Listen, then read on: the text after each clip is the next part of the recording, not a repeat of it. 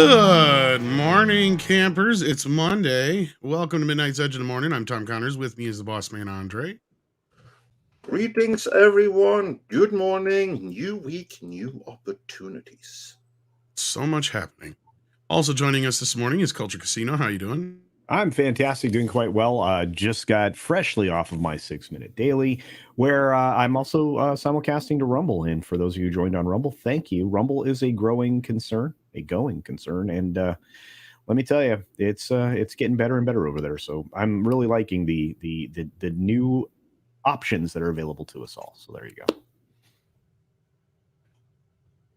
Cool. And also joining us, the one and only Chris Gore from Film Threat. How are you doing? Doing great, Tom. But a little tired this weekend. I was at I was at WonderCon in Anaheim, so apologies in advance for my voice. No worries. A little rough. Any cool revelations at WonderCon or anything cool happening there, or just maybe, I don't know. I had a good time. Maybe some interesting panels. We'll talk about it later, but also Film Threat is now on Rumble. We just signed up. Nice. Yeah, so that's pretty exciting. But I'm just a little apologies again for my voice. I'll get through it. Oh, no worries, man. But there's a lot to talk about this morning for sure. Yes. That's Let's get some coffee instead. I was in Dublin this weekend, so it was a rough weekend for me too, but my voice is cleared up. Great. Well, once I get anyway, I'll be okay.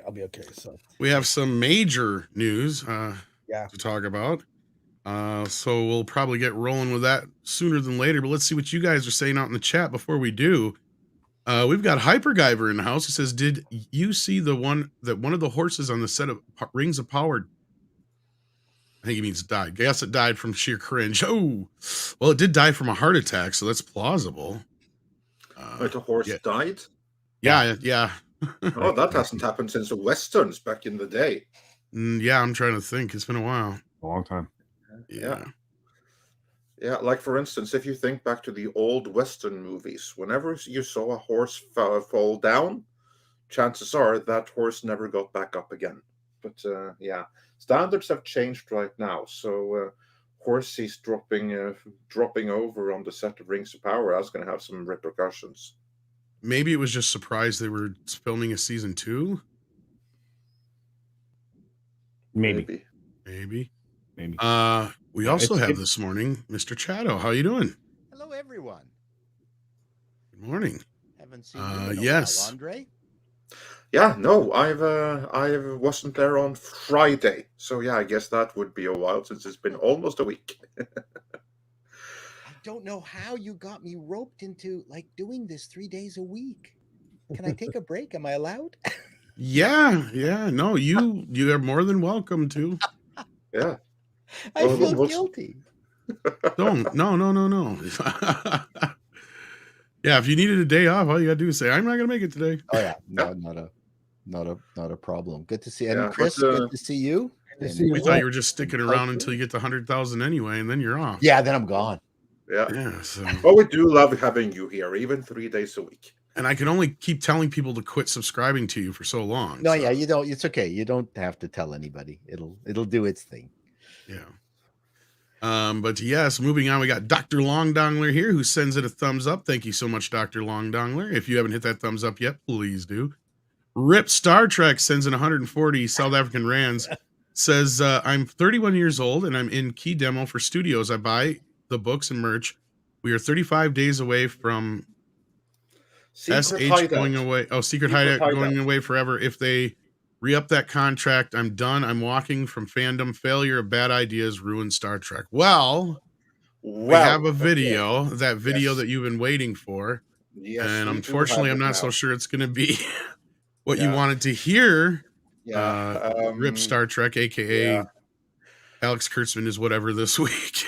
Yeah, exactly. Well, okay, I will tell everyone right now. We have a Star Trek video that we are just waiting to drop, and all of us right now, I'm just going to say it in case it happens. I'm just freaking hoping that there's not going to come a news announcement until we are done with this show as pertains to Star Trek. It's gonna come, and it's gonna come soon. Ooh. So I just freaking hope that we are able to drop it before this comes. We have the video, it's ready to go. We just need to push the button. So drop it now. Not while we're live. So I just hope that this announcement doesn't come until we are done. As for this super chat, I wish I could tell you that you have nothing to worry about, but we have done research with our other sources, and I got your message earlier. You think it's bad? It is much, much worse. That's all. There is some possible bright sides to this. But you have to look for the bright side. But this is a case where there's a bright side and a dark side, and the dark side is the time scale. And it eclipses everything else. Well, in 2021, CBS extended Kurtzman's contract by 5 years. Yeah. So isn't that Secret Hideout? Yeah, that's Secret Hideout. Yes. So I don't know if there's different news. They're not going to renege on that. No, they are not. They will not renege on that. It may be more of a re-up. Yeah. More of a re-up, and for much longer than you would like. Woo! So Rip Star Trek. Just stay tuned till after the show. Everyone that wants an update on Star Trek, just spread the word. Check Midnight's Edge. We will have a video drop fairly soon here, where we go through, as far as we are aware, what is the new future of Star Trek, and that has changed as of last week. So the video that we dropped like 2 weeks ago, what we said in that video was true then.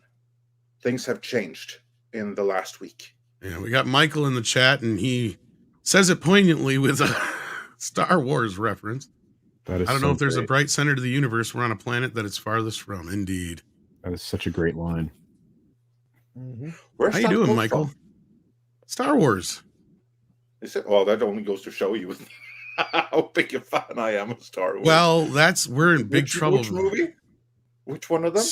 The first one. Okay. Episode 4. This is what Luke tells C-3PO when he asks where the hell they're at. Yeah. Oh, yeah, right. Yeah, I think I remember that. That is a good quote. No way George Lucas wrote that. So, yeah. But I have to ask, while we're on that topic, Chris, have you heard anything about Star Trek in the last few days? I have not. I have not. Yeah. Well, sounds like you have, though. We have, and we will save it for the video. But just so, in case the news drops before we get to the video, we knew of it. I just want to put that in there. And this video was sometime in the making. So yeah, they're doing a Gates McFadden solo show. No, thank you. Unsubscribe.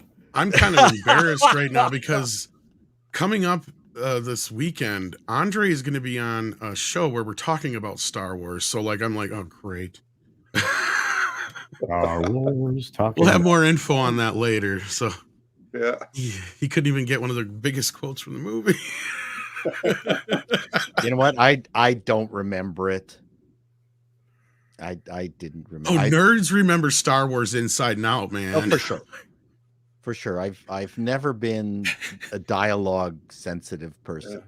The greatest speech I can recall is Rutger Hauer's speech in Blade Runner, where he talks about Tears in the Rain.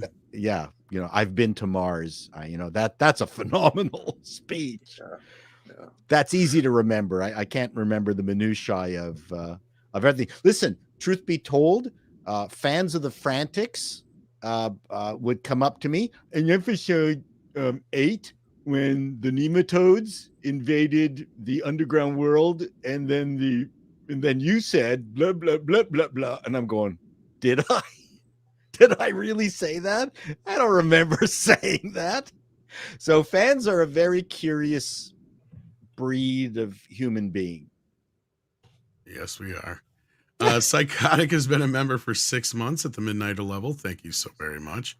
And Michael says he's doing okay. Thanks, Tom. And Tim Fott, I think he's for asking, just working on videos like crazy and trying to survive the YouTube algorithm. I hear you, man. And if you're not busy, you're more than welcome to hop on here with us anytime, man. Yeah, it's been way too long, Michael. It's been way too long. Absolutely. Hey, Actually, I popped onto Midnight's Edge last night and I lost subscribers. Never doing that again. Yes, I know. That's because you came on after dark. Yeah, see, that's the difference. But actually, we got a guest coming on this week, Michael. You might know him. I'm not sure. I'll have to ask you. But maybe you'll be interested in hopping in on that one. We'll see. But yes, let's see what else we got going on here in the chat. We have STR Red Wolf, who says, "Hail, Chris. Sounds like you got con crud. Uh-oh. Ouch." Yeah, it's not con crud. It's I talk too much crud. So my voice is just shot. Well, you sound like Harvey Firestein this morning. So that's no, it's not who I want to sound like. I love Harvey Firestein. Yeah. I can't believe, and the thing is, I heard him sing, and the guy can actually sing. Of course I can. He's an amazing actor. Oh my God. You know what they say, you're only one dick away from being gay. Oh. Wow. If you don't swallow, you're not gay. That's what I That's say. right. Pirate Queen has been a member for 6 months at the Midnighter level. Thank you so much. Sorry, Tom, if you were going to go there, I had to go there too. I'm sorry. No. It's fine. I love Harvey Firestein. He's great. I almost said Harvey Weinstein for a second there. That would have went a way different conversation. Harvey Fire Weinstein. Yeah. Ooh, yeah. Nerd alert, not nerd alert. Nerd alert says the bar for kids content is so low right now. Oh, it's terrible. It is, but at the same time, it's not so much that it's actually there's some great stuff out there. Disney, the #1 family content creator, they are having a hard go of it. But if you're Universal, you're having the time of your life right now.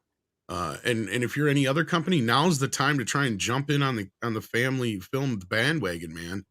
Now, is he referring to like Saturday morning Nickelodeon? There is no Saturday morning anymore, to be honest with you. But in general, I'm sure probably because like even I had gotten far past the point when my kid was growing up with some of the cartoons they had going on. It was just like, man, I can't believe how the bar has gotten so low.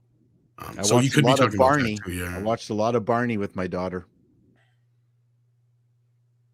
Well, I was glad my kid was actually into PBS Kids more so than anything else. Because, yeah, the other content was mostly just turning into fart jokes. I know most of these other shows, it seemed like. But with Mario dropping and everything like that, we got the Minions movies. Puss in Boots was doing very well still. That movie came out, what, Christmas? Mm-hmm. Yeah. So, yeah, actually, I'd say right now, family entertainment's in a good place. It's going to get. They need to do a Puss in Wicks.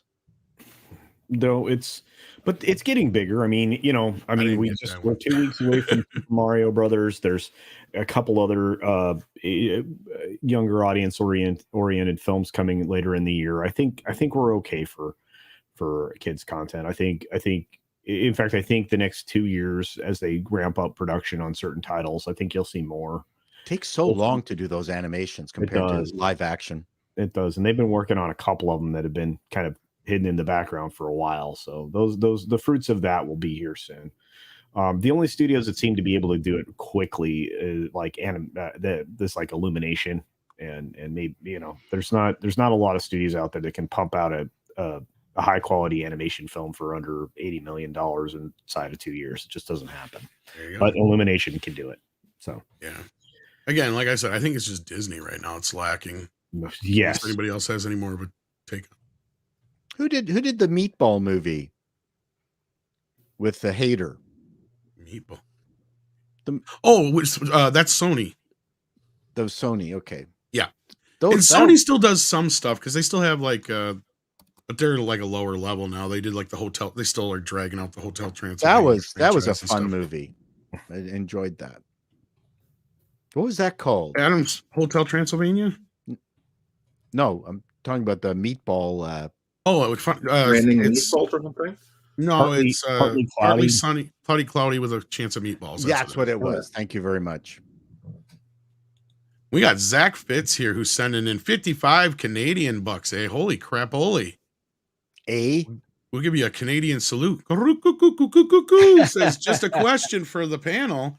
Ever since the Little Platoons video on Ant-Man and the similarities to Tron Legacy, Tron's popularity seems to have spiked. What are your opinions on the movie? Seemed ahead of its time. Well, actually, as far as I know, most of the panel is pretty much fans of the original films. Oh, Both yeah. of them. Yeah. So, I mean, we talked about them a couple times here. Yeah, I think we all like them quite a bit. Yeah, we were. I was at a mass networked Doom, not Doom. It would have been the pre-Doom game, and by id. They're all connected by Ethernet cables. The only way you could do it. There was no such thing as online, and there's just like 20 people playing the game. But then it stopped when it was announced that they were going to put up a sheet and play Tron and project Tron on it. And it was fantastic. I mean, it really is a very popular movie. That first movie. Yeah. As I've told this story before, Zach, so I doubt you've heard it though, or you probably wouldn't have brought this super chat up. I actually had the first time I ever saw Tron was a coworker of mine at an ISP I was working for. Made me watch Tron as a crash course in learning how computers worked. Yeah. He went through the movie with me and just kind of explained things like that is like, just compare it to this and compare it to that. And through that, because at the time we just had a bunch of computers we needed to just piece together. And yeah, so at that point I was able to learn how to do that through that movie. Well, and if the that's second the film case, was amazing. Then Reboot would have been the next lesson, because it was just filled with probably technical terms. That was a great cartoon. It got me to where I needed to anyway. Anybody else have any Tron stories? Actually, like the second film, most people do too. So yeah, I do too. Yeah. I would say that the second Tron Legacy, that's one of the best experiences I have ever had in a theater. The 3D was amazing for that. Favorite movie experiences ever. I think I saw Little Platoon's review. It was fantastic. He is a really great online raconteur, and I think he was referring to Tron Legacy. That's right. Yep. There it is in the thing. Tron Legacy's similarity to Ant-Man is quite severe. And we'll have to see where the franchise goes under Jared Leto. What? Well, that's the latest. Oh boy, I can hardly wait. We can tell. Maybe he'll. How about you, Chris? Are you redo excited the Joker for Jared Leto's Tron? No. That's my short answer. Simple and sweet. Yeah. Oh yeah. Yeah, he did such wonders for Blade Runner. Yeah. I don't think that was his fault. That was just a terrible movie overall. Pointless. Yeah, but movie. there's been many things that weren't his fault. That many franchise starters that look, Denny Villeneuve Hoover made a Blade Runner movie that anybody could expect to see, because it did the same exact thing that the original Ridley Scott movie did. It looked very pretty and nobody knows what the fuck it meant. Like, that's kind of the same thing. So I don't know why. I thought he did all right, I guess. No, well, there was a pointless movie, and the shoehorning the fight in with Harrison Ford was like the dumbest thing. Okay, why are they fighting? It's a cock measuring contest. I don't get it. Yes. So it was I think the only thing that I had a biggest problem with the second film is that it attempted to answer the questions that were left open by the first film. And at this point, this many years in the future, it's almost like you leave that alone, right? You just do your own thing. Don't try to answer the unanswered questions. Let everybody have their debate with that, because to me, that just added more issues. But anyhow, moving on from there, because that's totally off topic. Yeah, totally off topic. Bearded old bear. We got a bearded old bear in the house. He wants to know what the horse's vaccine status is. I don't know. And I'm not going to attempt to speculate on that. Of course, he's referring to the horse that sadly passed away during the making of the Lord of the Rings, Rings of Right. Power is releasing. That one. Yeah. Yes. You know what? He says that in jest, but they are giving that. Are they really giving animals that too, like horses and shit? Yes, they are.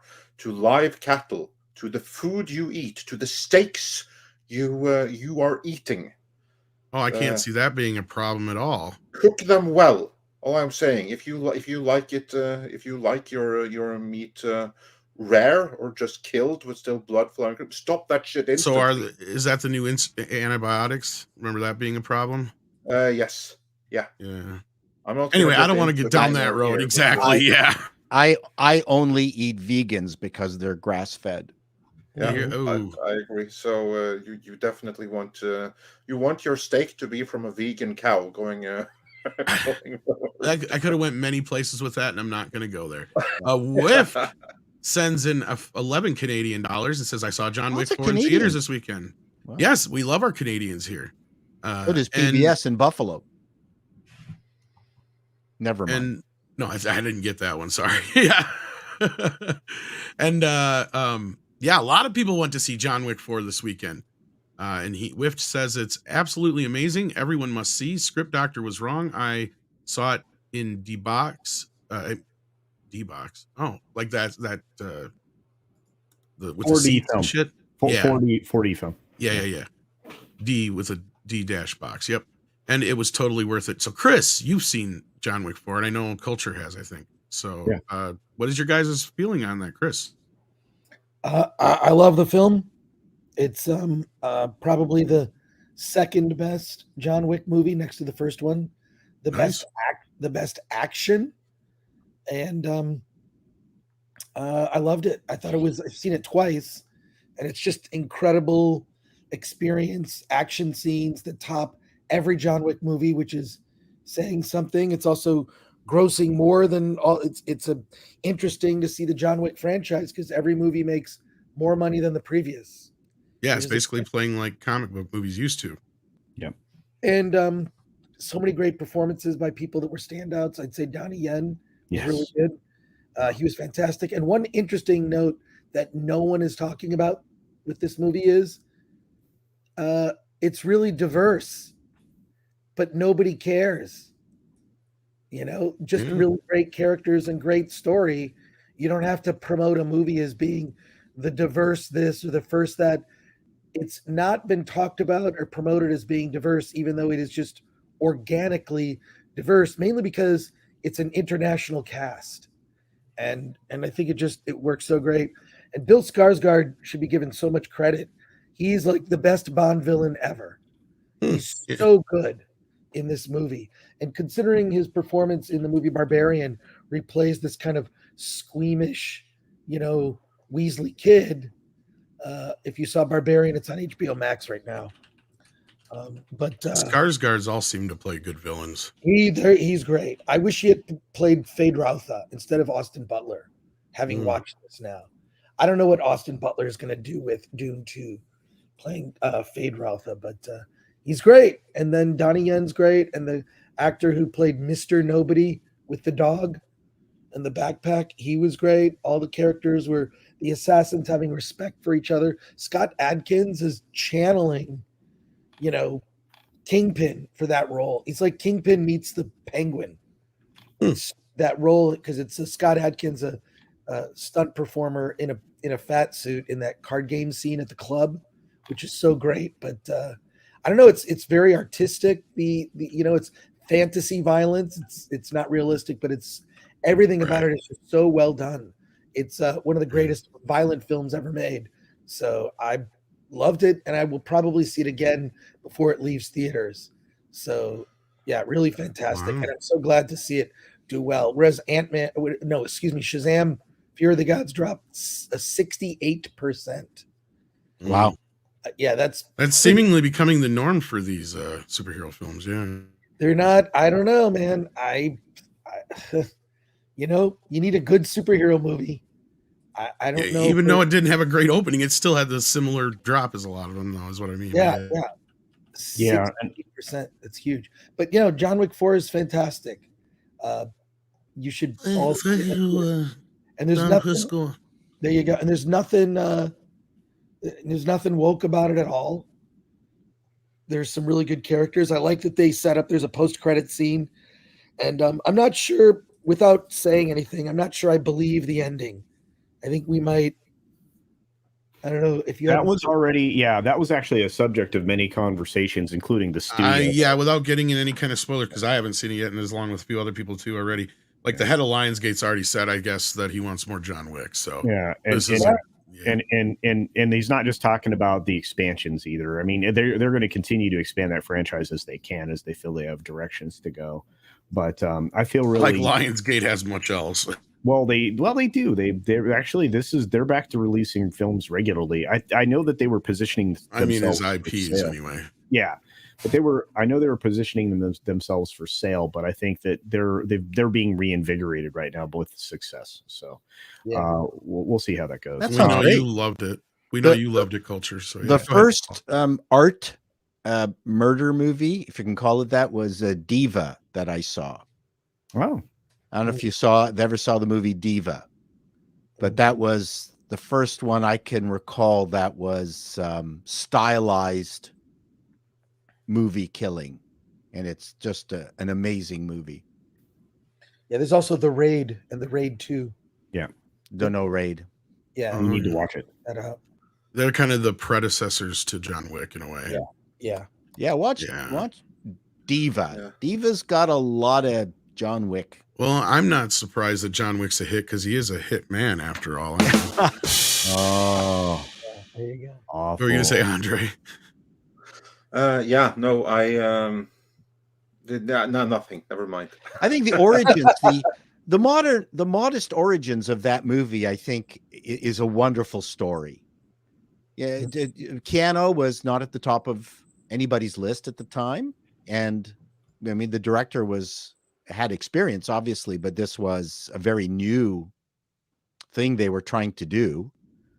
And they, as the right people at the right time got together. And I mean, to the point where they, his facial features, that Keanu copyrighted beard that he's got, he didn't even shave it for that horrible Matrix 4 movie. Which I thought was really funny. I'm going, I wonder if the studio went, no. Everyone knows you as John Wick. Don't shave the beard, man. I think that, and I think that was partially they were trying to sabotage the fourth Matrix film. I think even the director of the film was trying to. We just discussed that last night, Paul. Yeah, so. Yeah. I wouldn't be surprised. But yeah, I'm still sticking with the fact that the studio said, Warner Brothers said, no, keep the John Wick beard. It's the only thing that will get people into this. No, but in all seriousness, though, John Wick is one of the few film franchises that started as a film and not from some other medium in the last 20 years? You mean like a book? Yeah, exactly. Like a comic book or a book or anything for that matter. It's one of the few original film properties that we have now that isn't one of those other things, basically. As long as they don't go to kindergarten John Wick, start softening it up and making it humorous. I don't have a tumor. I wouldn't expect that to happen. I think they're going to go a little bit deeper into the lore. I think probably. I think you need not fear. Okay. Yeah. But Hollywood. Yeah. I do. Well, this Lionsgate is very happy, aren't they? Oh, they're elated because as Andre likes to call them lovingly, he calls them Bomb Factory, but they used Bomb Gate. Yeah, there was a time when they had the worst marketing department in town, which made all of their questionable green lighting decisions all the worse. So for a while there, they were a bomb factory. But as it is right now, John Wick is single-handedly keeping them afloat. And I think they're going to have a similar hit with the Sega game Streets of Rage, because that's also with Lionsgate, and it's from the creators of John Wick. So I think really might have a win. Yeah, so I think they just might have a winner in that. I think they have a winner overall, and I think this is really studios represent very well the people who run them. And Joe Drake, since his return, just a few years ago, has really turned it around over there. So I would say that despite the fact that the studios trying to be purchased or had indicated that they wouldn't mind it, I still think that he's on track to make that less appealing. I think you can completely hand it to one guy who really is paying attention to what the audience wants. So, yeah, but he took his sweet time in turning it around. There was how how that is, Andre. It's 6 years. I mean, that's how long it's taken him to get here. So, yeah. But moving on. Yeah, well, there's a lot of places this could go. I mean, now that you bring it up, Paul, I think John Wick's, well, I should do it like this. John Wick's greatest challenge is in front of him now. He faces the first grade. That's right. I'm just a teacher, and I'm going to teach you how to kill. It's not a tumor. Kindergarten Wick. Yeah, I think that he's at the end of his wick. He's at the end of his wick. Yes, thank you. Yeah, there you go. See, I can write them. I just don't. Can't take these kids no more. It's hard to do Keanu. Yeah, he's not. You're actually emoting more than he does. It's true. It's true. Hey, we got Mephisto's. Keanu if I mastered his accent, but yeah, never mind. Mephisto's movie reviews is in the house. Speaking of Star Trek, join me tonight as I watch Final Frontier, the making fun of stupid parts. Hail Midnight's Edge. I like Final Frontier. I like some of the ridiculousness that is found in early Trek, but that's just me. I had fun with the Final Frontier. But yes, Andre and I will be joining Mephisto this weekend to talk Star Wars. I'm already embarrassed. So yeah, I remember. Going to be fun. Well, I remember the original Star Wars fairly well. I mean, I saw it the first time since I was 19, and I think I've seen it 0 times since. So I think we're going to be fine. Oh, Lord. Pinochet's helicopter says, I know things are bad, folks, but going to get worse. Well, depends on what you're referring to. Well, with a prediction like that, the beauty is that he doesn't really have to be any more specific because it's probably going to be true. Yeah. Yeah. Whatever you're referring to, I'm sure you're probably right. ActionCom says the trailers I saw before John Wick 4, The Blackening, Joyride, and Sisu. Luckily, Sisu wiped the cringe of the previous 2. Yeah, and those 2 films, actually, that's funny because those are both Lionsgate's productions, but they're budgeted and targeted at very small audiences, and they know that. That's just something that Stars is trying to figure out. How do we bend the knee to the woke cringe universe at the same time as trying to keep our studio profitable? So the Blackening and Joyride, while definitely cringe-inducing, that's what it is. But Sisu, I think, as many here have said, does look amazing, and I'm very much looking forward to it. When is it being released? I think it's just in a couple of weeks here, isn't it? Yeah, let me look it up again. Yeah, I want to say April. I want to say the second week of April, but I'm probably wrong. Waltman 4 says both Marvel and Lucasfilm in panic, depending on Cameron's reporting, with Alonso Majors and the Lucas staff panicking, trying to keep their jobs. Yeah, there's some shit going down in Hollywood, and yeah, let's get. I was gonna say it's like Murphy's Law for Disney lately, at least when it comes to the Victoria Alonso stuff and the Jonathan Majors stuff. They just can't seem to win here. Yeah, where do you want to start with this, Andre? Let's begin with the firings, and then we'll head into Majors after that. Somebody gonna say something there? Oh, nothing. Sorry, Tom. Sorry.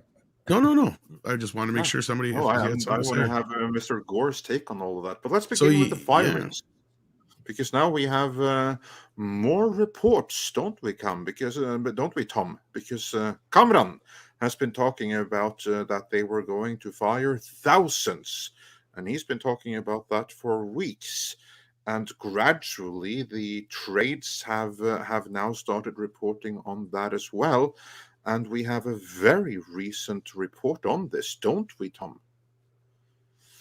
Yeah, the big headline this morning at the Hollywood Reporter says Disney layoffs start this week. Bob Iger tells employees as 7,000 cuts loom, which is the magic number we've been hearing, which is funny because prior to that, Chapek, I don't think he mentioned a number. Did he, Culture?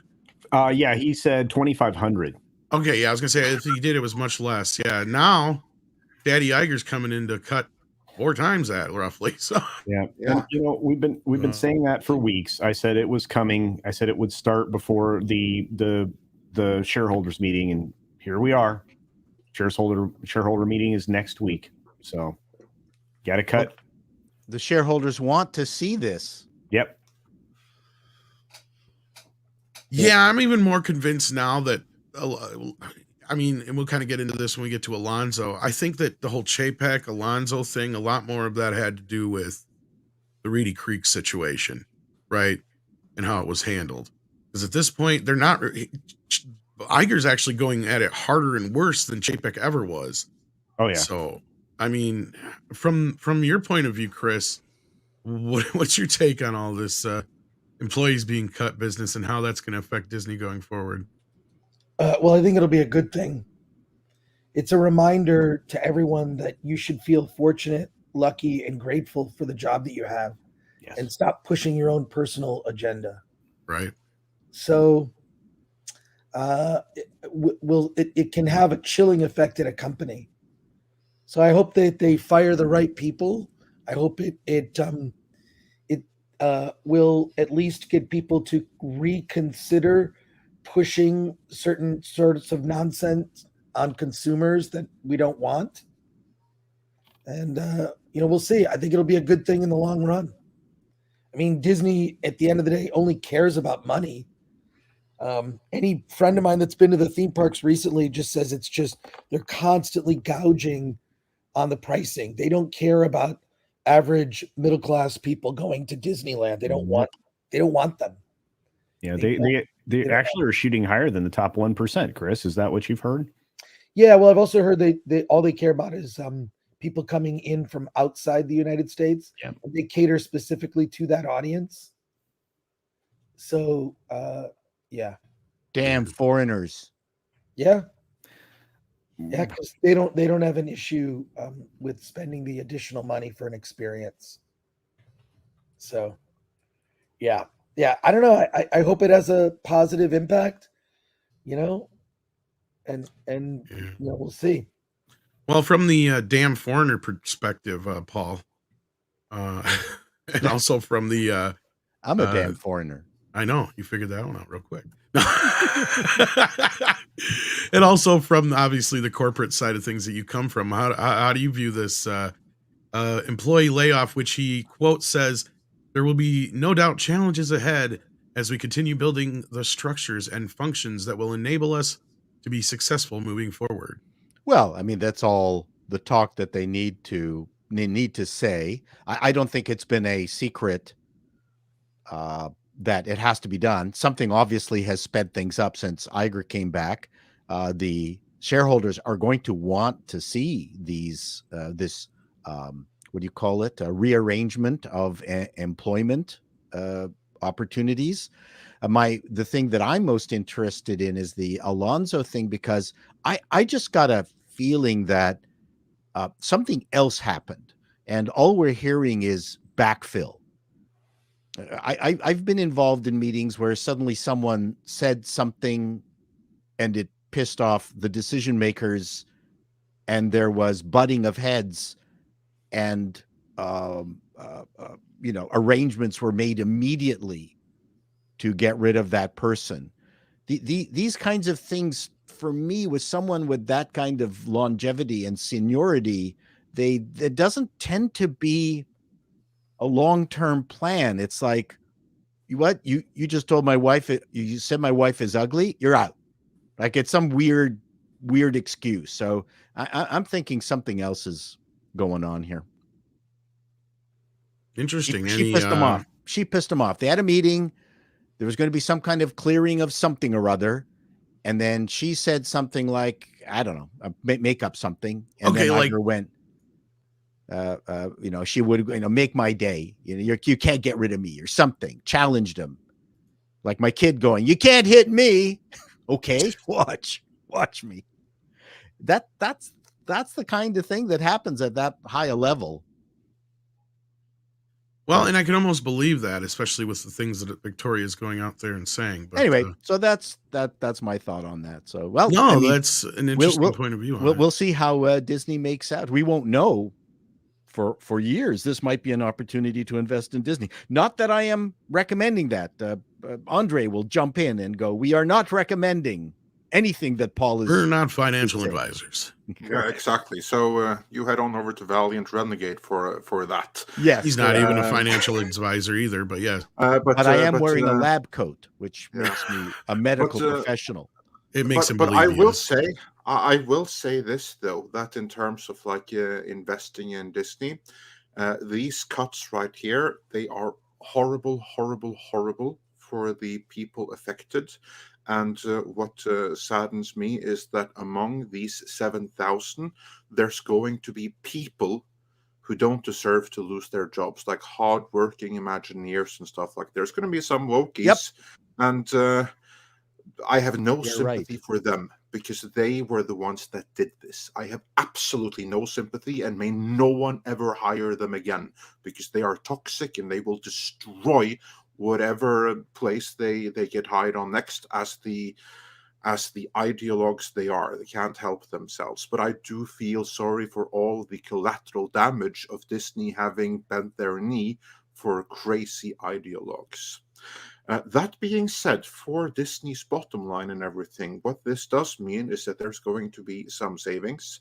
With Bob Iger now having said that they're walking away from their Disney Plus strategy that he built his whole legacy around because this is just not sustainable. So he's going to license content to other platforms. We're seeing moves that they are gradually walking a little bit away from wokeness. You see some steps there. So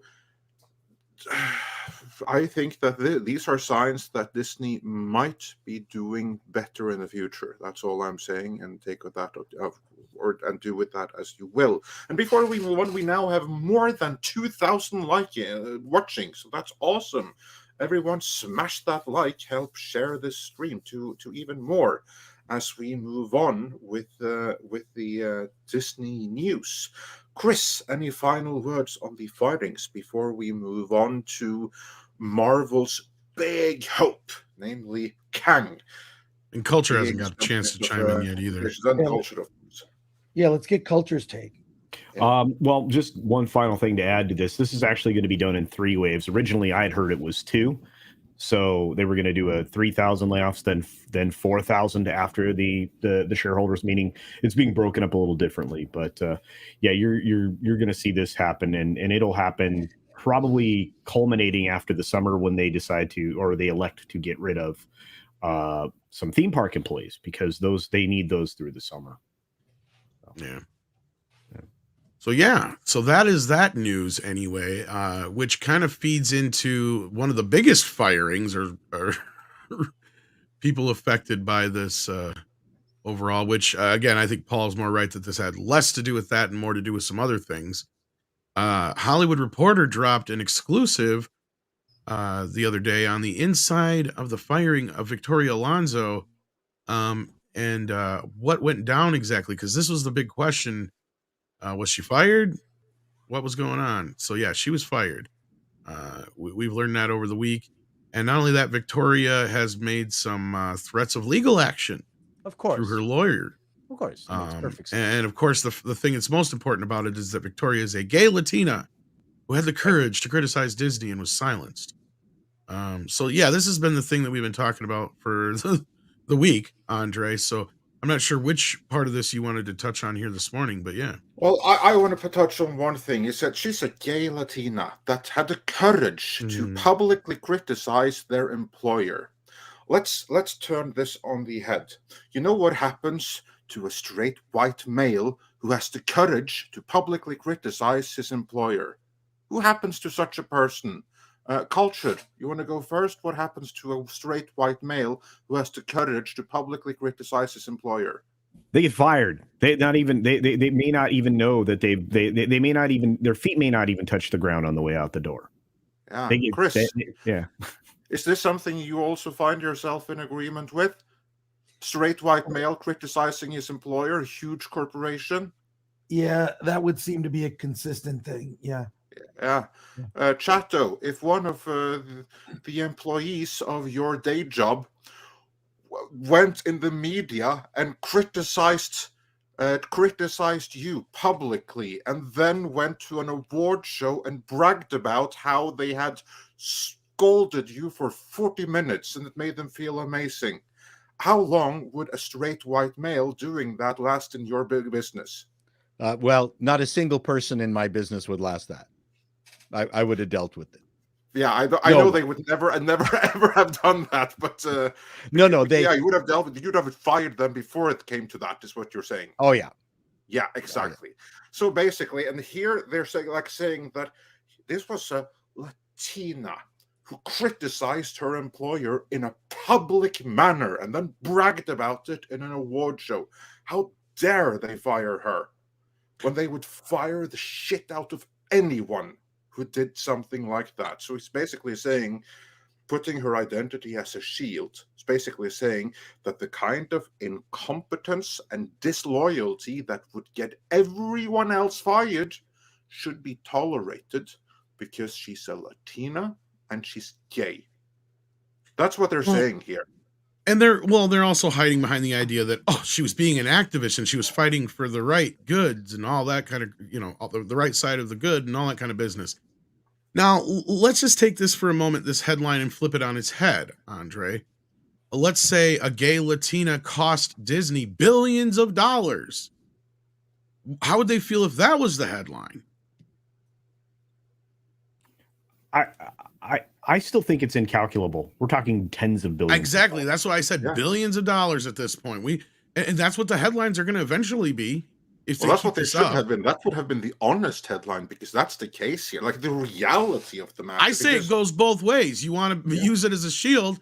It should also be used as, okay, well, fine. Sorry, I'm being a little facetious here about the whole thing, but still. Yeah, those tens of billions of dollars. I mean, Disney and Disney shareholders, they should be very happy to pay that price so that a Latinx woman can make an ass out of herself in public for activism. That's a price worth paying, isn't it? If I was Disney right now, and again, this is just hilarity of it all, because this is just sitting back with popcorn at this point. I hope both sides fall flat on their face. But at this point, you want to drag this out in court in the public eye. That's where I would make this a big deal, is like, okay, you want to make a big deal that we fired a gay Latina.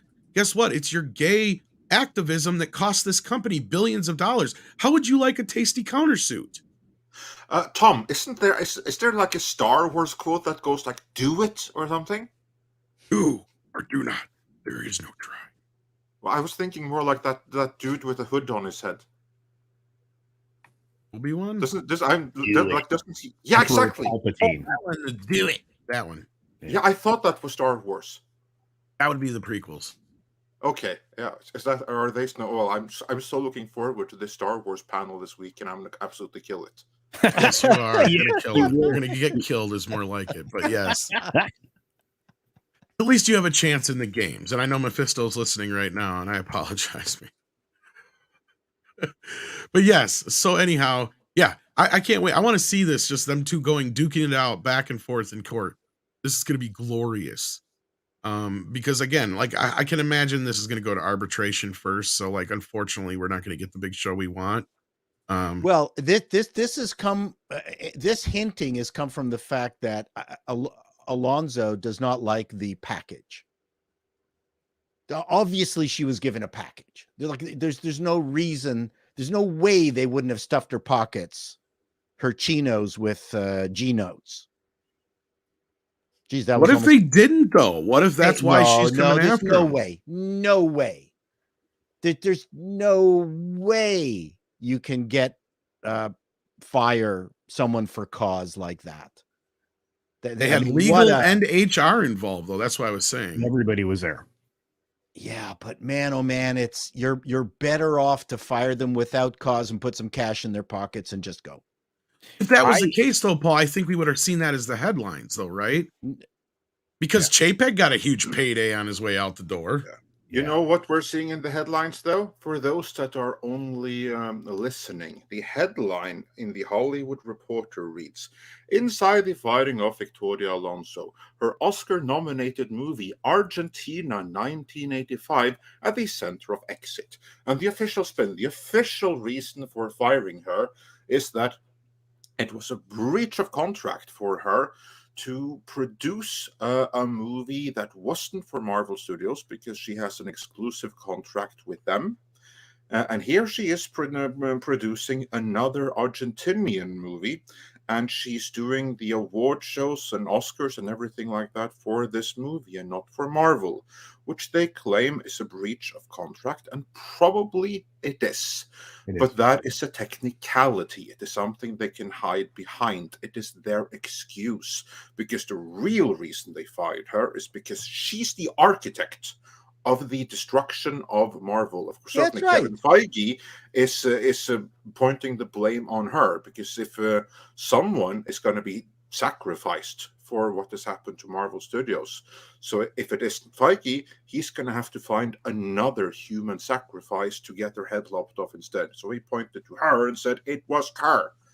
And here's the excuse. Look at what she's doing right now. We said it was fine orally, but she can't prove that. So that's the official excuse. Now let's get rid of her. We fire her with cause, no payout, because we have to fire so many people because of the underperformance, because of what she did. And Feige let her do, but they're not going to go with that. That, of course, is my reading of the situation. Chris, is my reading of the situation way off? I don't think it's way off at all. Nope. So, yeah. Sorry, guys, I'm not as chatty today. No, you're fine, Chris. And I know your throat is probably hurting, but no, I mean, that's why I brought up the whole lawyers and all that kind of business. I have a feeling Disney made sure their T's were crossed and their I's were dotted before they did this thing. And I'm sure this whole thing with them coming after him are like, yeah, go ahead, Chris. Look, she could do a lot of damage by talking, especially based on, as you pointed out, who she is and who she has become in the industry. She's become a figure who's spoken out politically. And I think that, to me, that makes her a liability. Right. So it certainly didn't hurt the cause, right? This whole thing with Argentina 1985, I think that's an excuse. Me too. I think it's BS. People do outside projects, and it's not like she's the day-to-day producer. And also, you well know, Paul, that the title of producer can mean you've done absolutely nothing on the project. Nothing. Right. So that's not it. That's the excuse. And sort of there's the letter of the law and the spirit of the law, or the letter of the contract and the spirit of the contract.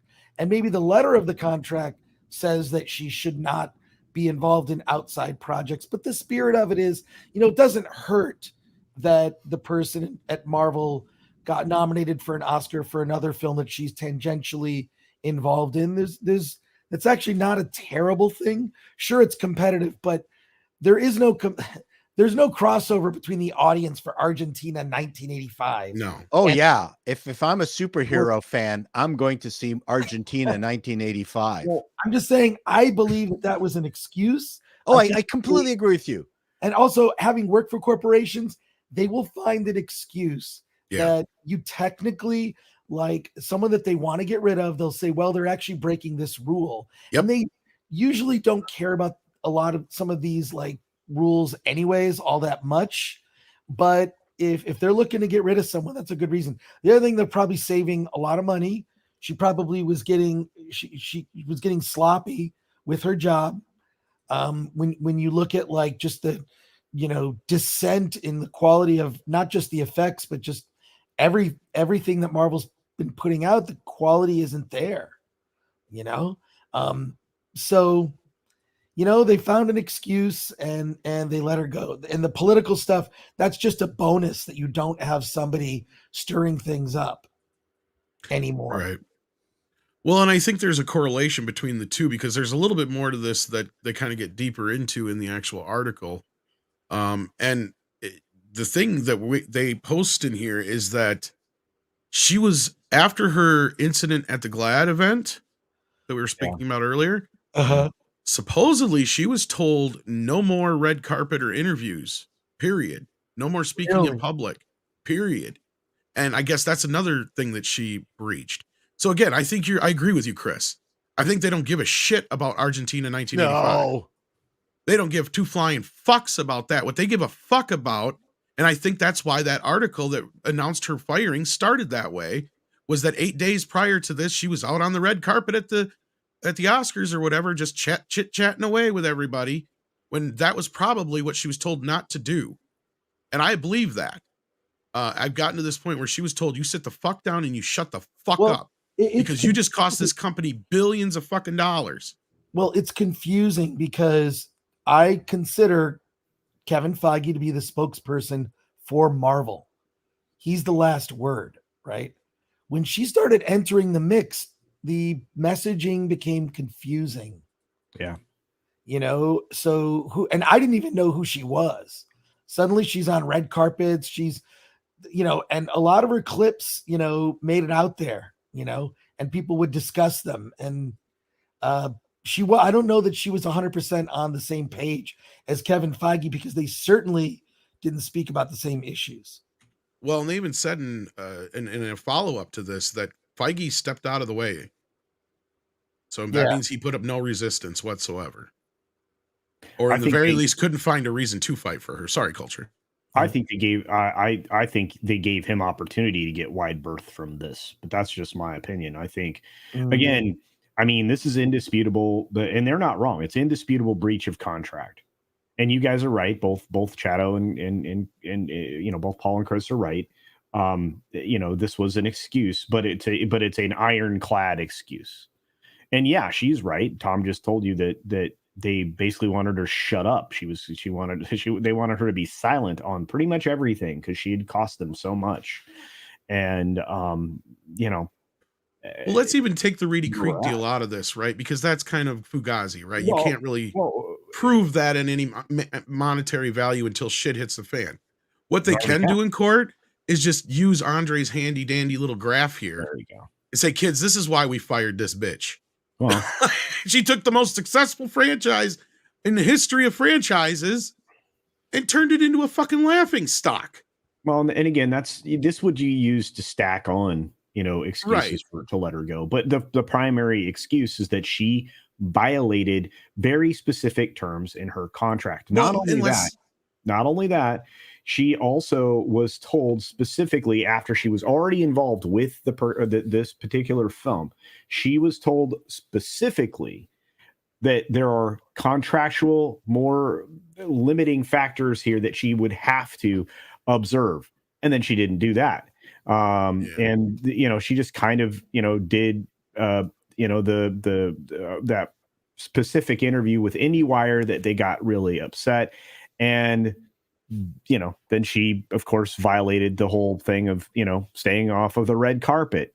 So she basically did everything they told her not to do. Well, let's just say that's, for the sake of argument, that's not even true. Okay, for 2 seconds here. Okay. Because I was bringing it back around to the original point with Argentina 1985. I can see where Disney can tie this back to this in court. Yeah. They can use a handy dandy graph like this and say, look, she's out making shit like Argentina 1985 while our biggest franchise is sitting here falling off a fucking cliff. And it's her job to stop that. And she didn't. So and that is a breach of contract. I can see Disney using that as their argument. I don't know. Anybody want to comment on that? Evidence to the contrary would be that she didn't take her position until 2021. And I would say Black Widow, Shang-Chi, and the Eternals were likely already canned at that point before they were released. So, I mean, if she was a head of visual effects and executive producer on these films, I guess you could tie her. Also somewhat. add in the Disney Plus stuff though too. This is true, but anyway. So but the point is, from the point in 2021 where she took over that position, every single subpar thing that was released, you could hang that around her neck. But like I like I said, That's what I'm saying. Tom, You don't even need the Reedy Creek situation. Is what you I was don't, getting but at. it doesn't help. But I mean, you know, I'm going to continue to try to figure out exactly how much money they're losing every year on just the fact that doesn't exist anymore. Because even in real estate, right? Because you have I don't think you'll be able to put a monetary number. I on don't it, think dude. so either. I mean, you have an area the size of Manhattan. I think you'll take at least 5. And if Mikey's still listening in the chat, as an accountant, what would you need? 5 or 10 years worth of receipts to kind of get an average on that? Just out of curiosity. And inflation is going to make it even more hard to Right. calculate properly. So, yeah, insane. Andre, anybody else want to say anything about that before we move on? All I'm saying is that we're looking at a whole bunch of plays, and we don't know which one is the real one. At this point though, I don't see this going much in Alonso's favor. I don't think really doesn't. Oh, she's going to get cash. She'll be happy. I don't think so. I don't know. I don't think so. I do not think that they will give if her she anything. does, it won't be nearly what she was supposed to get on an exit package because Andre, most of these contracts have arbitration clauses built in, right? They do. They absolutely do. And I think you just have to remember this.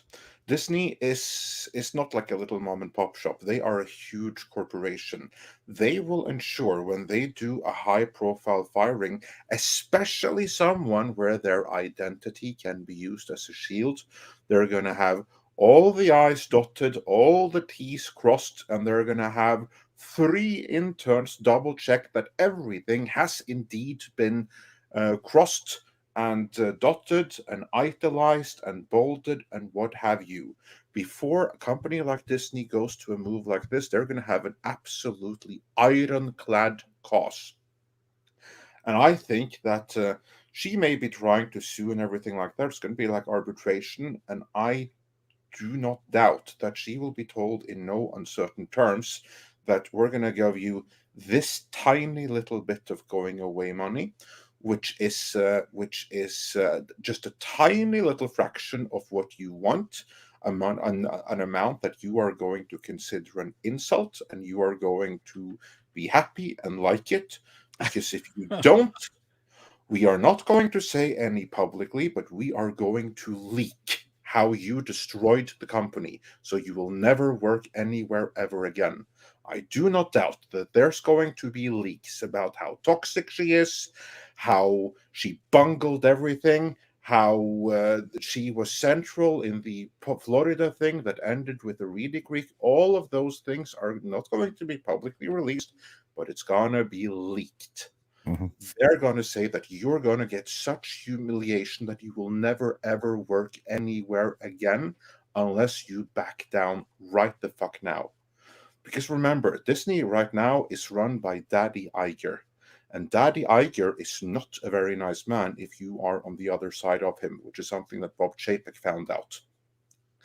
And when it comes to politics, between Iger, Disney right now is the Iger company. And the only one that's any kind of threat to Iger is Nelson Peltz.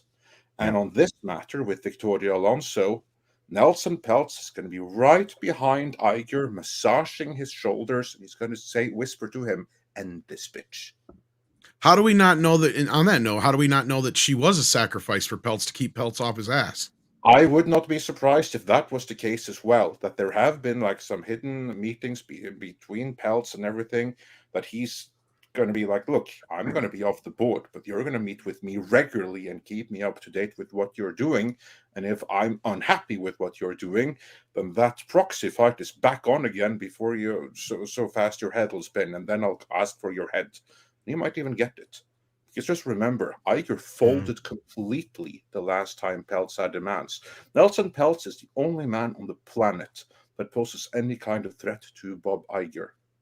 And the two of them united against Victoria Alonso, with Feige also firmly on their side, because from his point of view, it's her or him. Victoria Alonso and her identity doesn't stand a chance against that. She ain't getting anything. Arguments there. Like I said, I mean, they elected to go this route knowing full well what would be the likely outcome.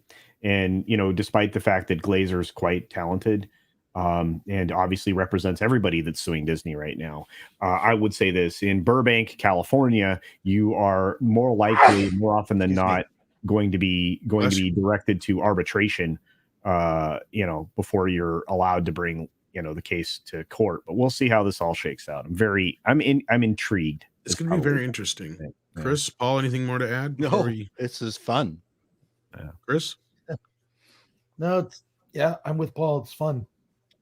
The fun stuff is going to be if this actually goes to Discovery. Yes, that's going to be the beauty of it. Actually, does take this to court, and this doesn't get thrown out instantly. Well, and they've already teased book deals and other things, because that's the thing is, even if Disney does own her biography rights, that doesn't mean they may necessarily own the rights on certain other aspects of things.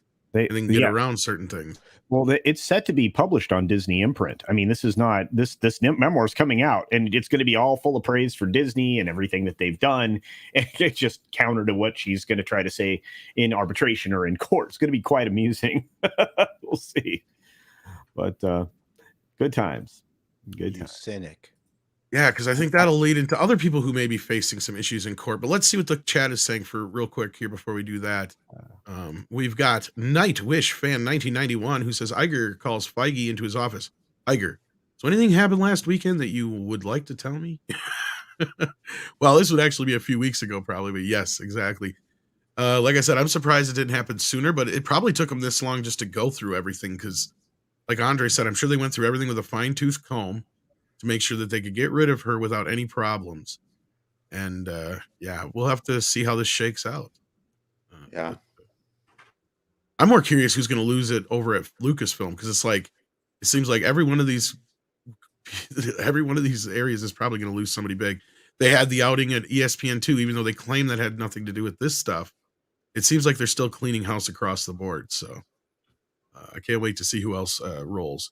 Yami Bliss says Tom and Chato, I think he means Chato, I have to correct you guys. It's not gay unless the balls are touching. Oh, okay. Well, I heard also if you pay, it's not gay. So, but it depends, I guess, on what circle you run in. You sound like you'd fit right in at Dick's Division, which is on Thursday nights at 8 p.m. on Comics Division. John Thomas says, so went to see John Wick 4. Awesome, by the way. And there was a trailer from Amazon on his show, The Power. She-Hulk had more subtlety and evils of the patriarchy. So this, The Power show, is this like a new... Amazon. It is. Chris, did you see that trailer? I have not. I have not seen it. Yeah, it's ladies get granted the power to shock the hell out of everything with lightning fingers. Oh, Lord. Yeah. Good times. So they're basically supervillains. Yeah. Amazon would probably hire Victoria Alonso. They would. That's a lot of heat, man. No, considering she's doing what she's doing right now, that tells me she hasn't really gotten any offers. Yeah, no, obviously. And why would there be any? Right. People in the industry, they talk, as we will see when we get into our next story here. Oh, absolutely. Let's do a couple of more of these. Yes, and we actually have some semi-related John Wick news that just broke here, that will kind of make, I believe, Chris and Culture a little happy. And also, I got myself a little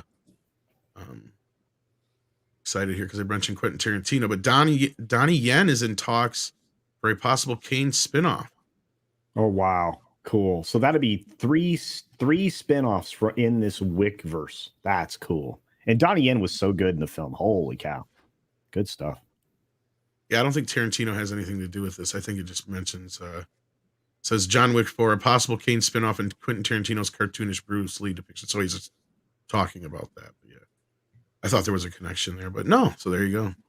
But of course, everybody's got to talk about that scene in Once Upon a Time in Hollywood.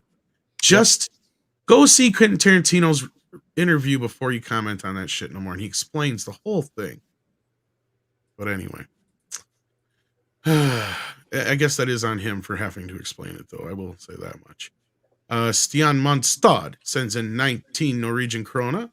Thank you so very much. And it is a thumbs up. If you haven't hit that thumbs up yet, please do. And thank you, Andre.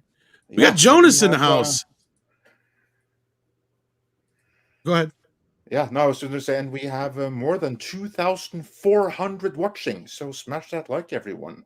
And we're about to get into Jonathan Majors here. But before then, Jonas J. Campbell comments on that horse from earlier. Fairly certain the horse was taking what CNN would refer to as that horse medication.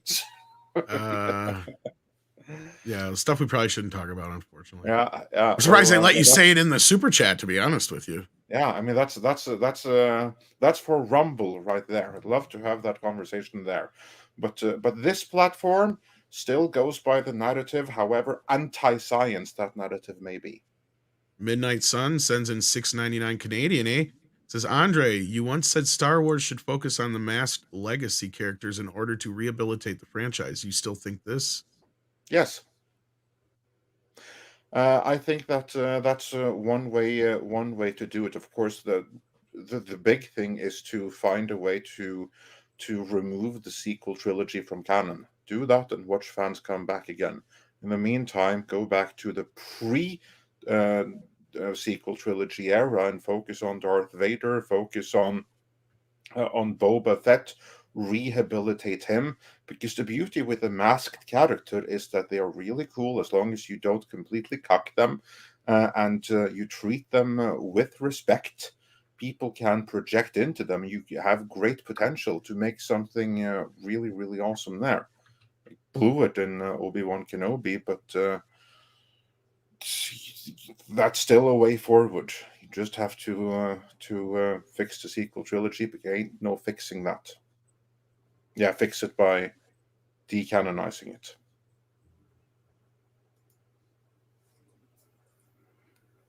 Yeah. Indeed. And I just want to take this moment while we have a second here.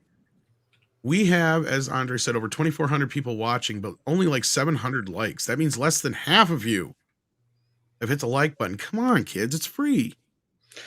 Actually, it means then less than a third of you have hit that like button. So the remaining 2/3 that haven't hit that like button yet, do it now as we get into Jonathan Majors. And Mikey will tell you we have a donkey that will get hit if you don't. That's right. I will slap that ass. Yes, I went a long way for that stupid joke. You sure did. Natasha is right. Hit that like button, please do. And yeah, with that, speaking of hits, I know this is kind of a bad segue for that. We have a huge member of the Marvel Universe. Even more, the hits keep on coming for Disney. I could do this all day, kids. Look at Culture's face. I love it. I'm going to do this to you tomorrow, just so you know. Culture has the best faces. He does. Jonathan Majors has found himself in a bit of deep water here. This story is developing. But Andre, what is going on here? Yes, well, let's just begin with Jonathan Majors, because we have covered him before. Sometimes Hollywood decides that this actor is going to happen. We need a new star. So we are going to do the Hollywood version of fake it till you make it by pretending that this guy is a huge star until everyone believes it. It doesn't always work. They did it with Taylor Kitsch. Didn't work. They did it with, what's that dude from Avatar? I forget his name. The dude they tried to make happen. Oh, Worthington, Sam Worthington. Thank you, Jai Sam Courtney, Worthington. and Taylor Kitsch. Yeah. They tried to make Larson. all of these happen and to become like the next big things, and the audience just weren't having it. The most recent person on this list is Jonathan Majors, because just right around the release of Ant-Man and the Wasp: Quantumania, the entirety of the press was filled with how amazing this guy is. The most amazing actor to come out in years. So amazing.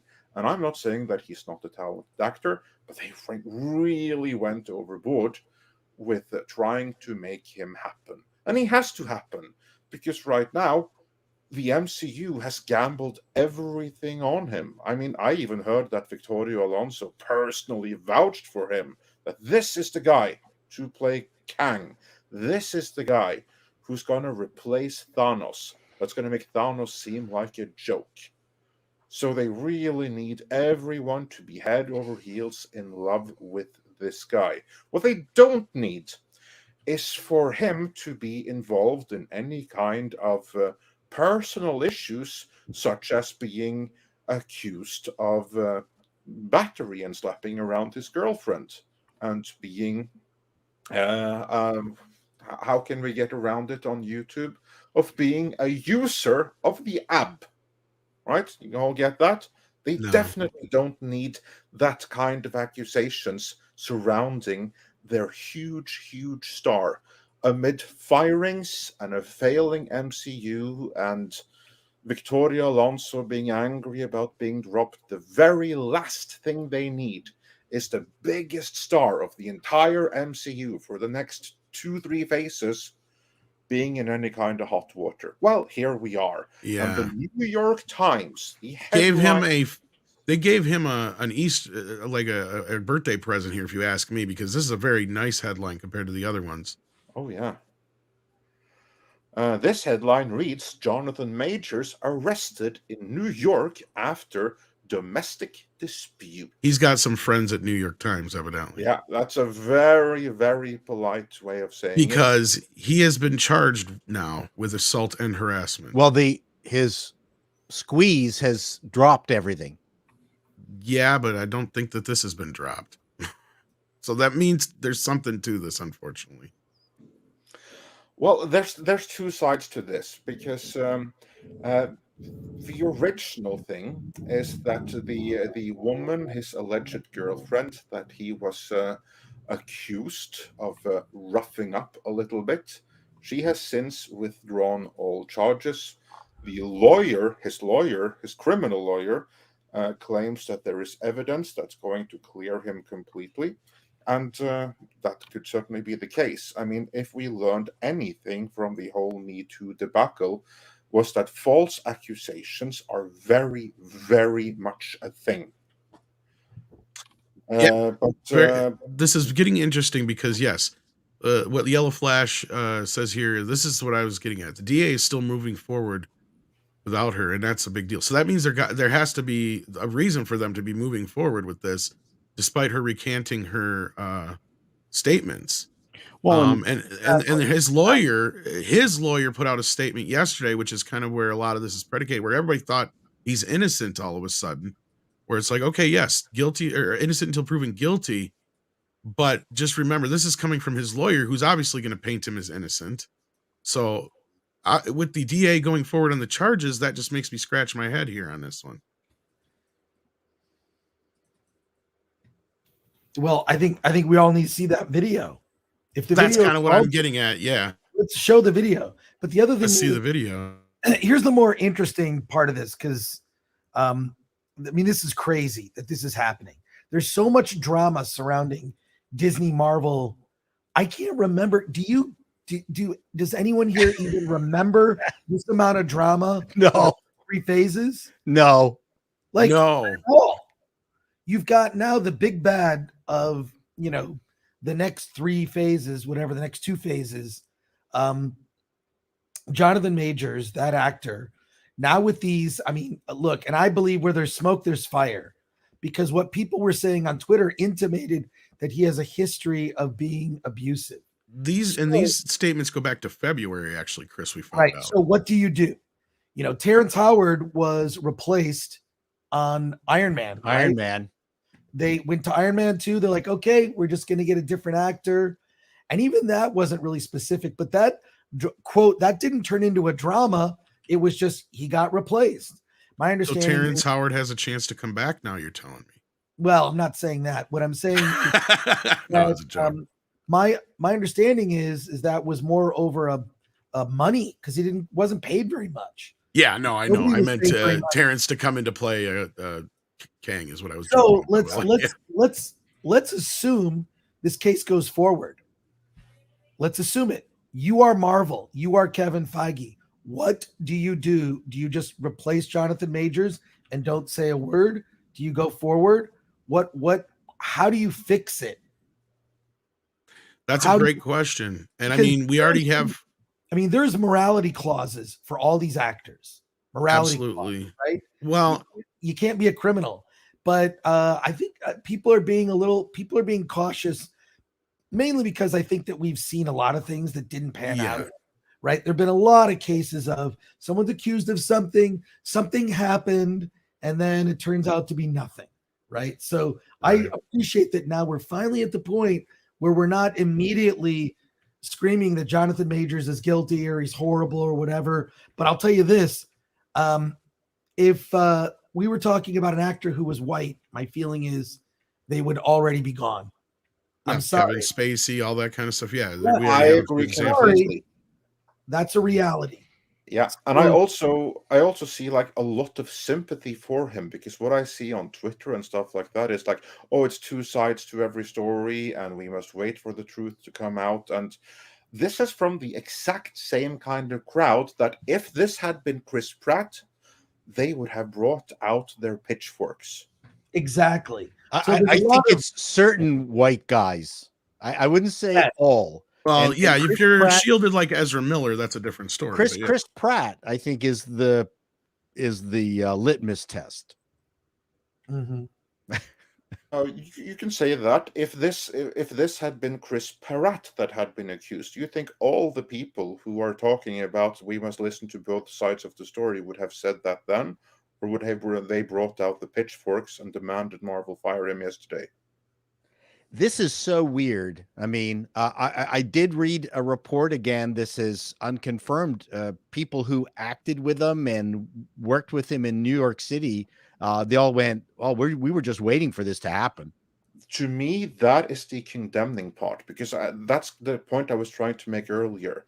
That his girlfriend making an accusation of him, that is something that absolutely needs to be seen with or taken with a grain of salt, because if we learned anything from Me Too, it was that false accusations are real. People that are out for a vendetta for whatever reason are very, very real, and tons of men who hadn't done anything wrong or very, very little got their lives completely ruined from what amounted to false or overblown accusations. And he needs to have the benefit of the doubt. Yeah, there was no benefit of doubt. They were guilty upon accusation. No, but even Major needs it. He needs to be afforded that same everyone benefit should have of the doubt. He is being afforded benefit of the doubt in the trades and everything here. He is being afforded a benefit of the doubt that very few others have been in the last few years. He is being afforded a benefit of the doubt everyone should have the whole time. Now, the only thing that's really bad here, like with this one accusation, there should be benefit of doubt. But the thing that's real trouble for him is all of the people that used to work with him in New York now coming out saying, oh yeah, this guy is a sociopath and we were waiting for this. That's a real trouble. Yeah. Yeah, because that's what I was going to say is, regardless of how this comes out now, like that is the damage already done, right? Because that's what we've seen is, I guess I am happy to see that people aren't so quick to jump to a conclusion on this. And this is probably one of the few times in recent history where we've had that, other than maybe Chris Pratt and some other times where they've tried to jump on people like this. But this is a situation where you actually have, the DA moving forward with these charges. And the bigger question here is, what does Marvel do? That's what you brought up at first. And like we both brought up, Paul and I earlier, there's already people who have been saying shit, and Chris brought it up too, where in February already somebody was saying stuff.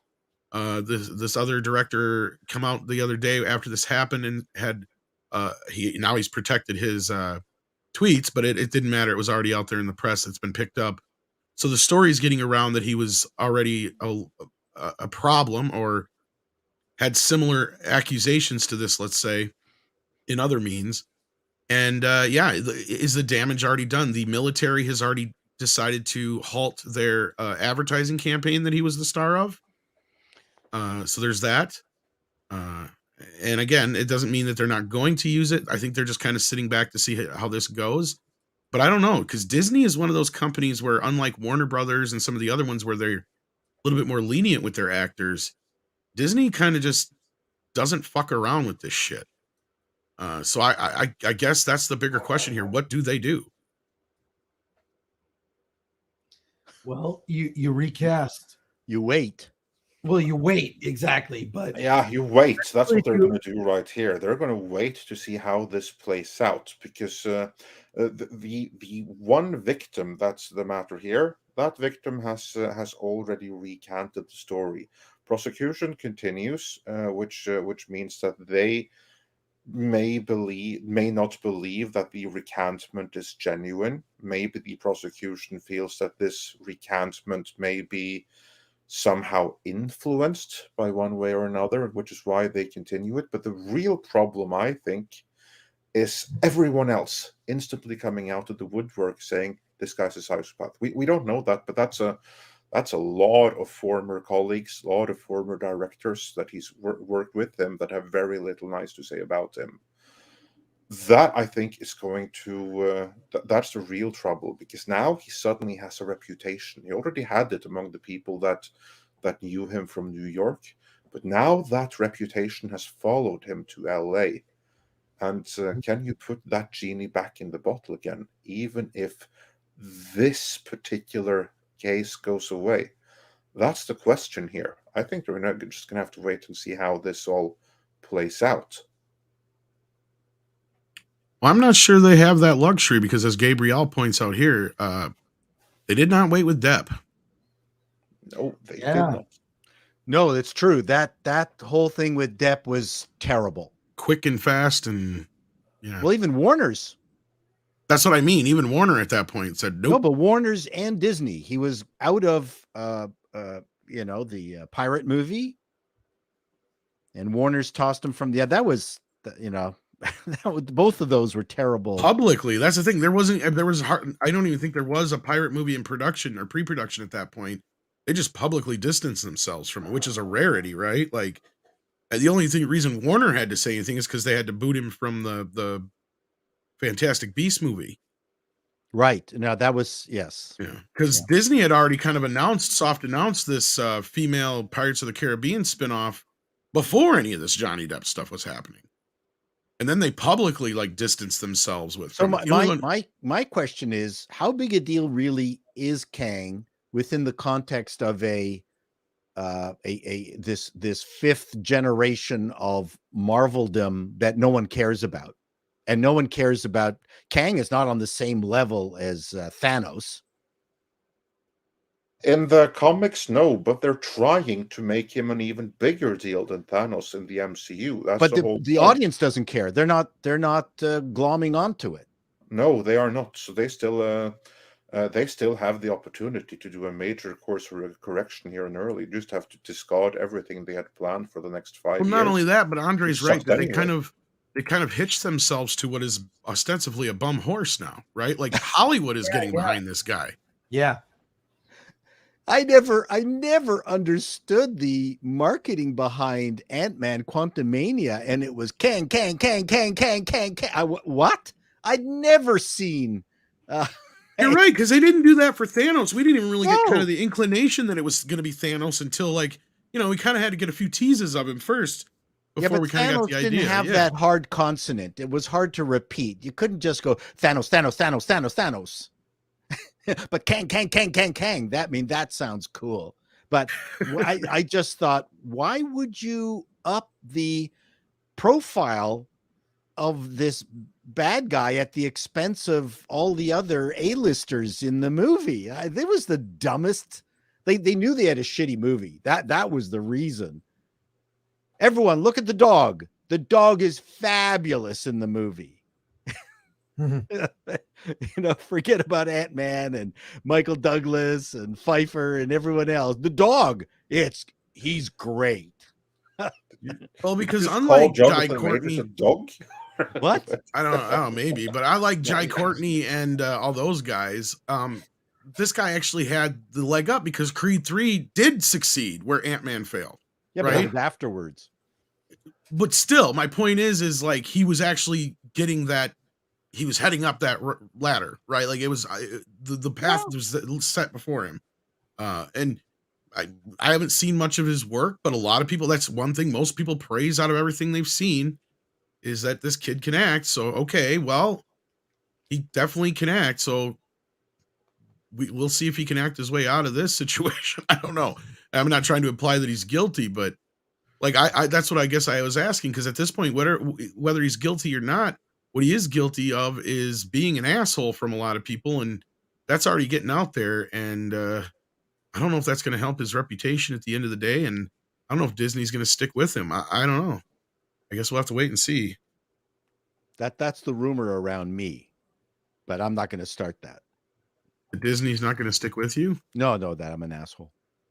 Oh, well, we already knew that. That's not a rumor. Oh, damn. Well, there's plenty of people that have that. That's nothing special. I'm trying to squash anybody who's watched your channel knew that, man. I mean,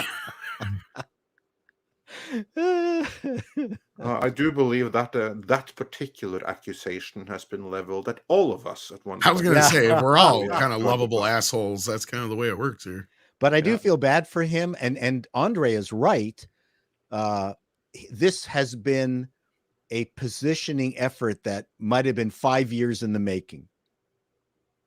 Yeah. And and I bet they're regretting that positioning effort right now, because no matter what happens, this is going to stick with him, and it is going to taint the MCU to an extent. I mean, that is the risk you run when you put this much emphasis on one actor, as they did here. I mean, they went all in on Quantumania. Right. That's the point I was making here, that this guy, he better not only deliver, but he better stay out of trouble. Because any kind of trouble that he gets into right now, the MCU has identified with him so strongly, pushed him front and center, that any trouble that he gets is the MCU's problem as well.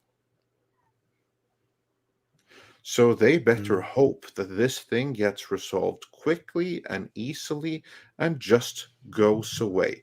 And if it does, they're going to forget all about it. I mean, but if this is something that's I don't know, Andre. Even if it does go away, as you say, will people forget about it? We're still talking about sugar tits 20 years later. I don't even know anything about that. But you don't know what sugar? Oh, well, that's the Mel Gibson incident. Oh, yeah. I think they need to get Ezra Miller and him together in a bar, just drinking. That's kind of like. Okay, I'll redo that. Here's another take for Paul. We're still talking about Zsa Zsa Gabor slapping that cop 20 years later. Is that better? Is that one? That's true. But no one knows that she went to Hungary and shoplifted. See, no one knows that. All right, Chris, you were about to say something. I'm sorry. No, I appreciate you reminding me that those things happened, because I completely forgot. But yes, yeah, I don't know. I think that Marvel is cursed. I think they're cursed. I think it has something to do with voodoo. Someone did something bad, like that episode of the Brady Bunch where they got that Hawaiian episode. Hawaii. Yeah, I just wanted to reference something else that was incredibly obscure and from a long time. But no, it's weird. Like everything from Brie Larson just being a horrible fit.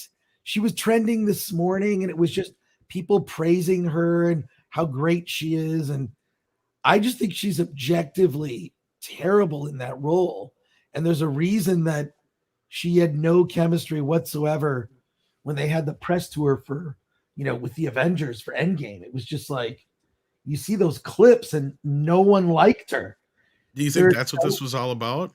No, where there's smoke, there's fire. I'm saying that, they rub people the wrong way. I mean, there's certain actors that are a pain to work with, so. Yeah. Do you think she was just fishing for like some kind of no bullshit? It was just her stands, that were out, like, praising her for existing. Oh, well, that happens every day. And I don't understand the appeal. I don't understand the appeal of Brie Larson. I was going to say, because the beauty of her recent statements and interview and all that stuff is I think she's understood that people don't understand the appeal of her either. She doesn't, I think it's the same thing with Jonathan Majors. Like, I think Jonathan Majors is a very good actor. He's a very good actor. But there are a lot of things where, people are pushed right? And sometimes the public doesn't respond. It responds with apathy or indifference. And I think that's certainly the case with Brie Larson. I think that I think the constant pushing of her actually makes people dislike her. Like, why are you pushing this person? She's not, I don't like her. It's artificial. I mean, again, and believe me, the audience can sense it as much as they can sense when somebody's being inauthentic. Yes. I mean, and Brie Larson is the queen of inauthentic in everything that she does. She may not actually know who she is. She's been acting for so long at such a young age. She may have never ever found self. So when she presents herself, she's inauthentic. When they presented her as the biggest deal in Marvel, she seems inauthentic.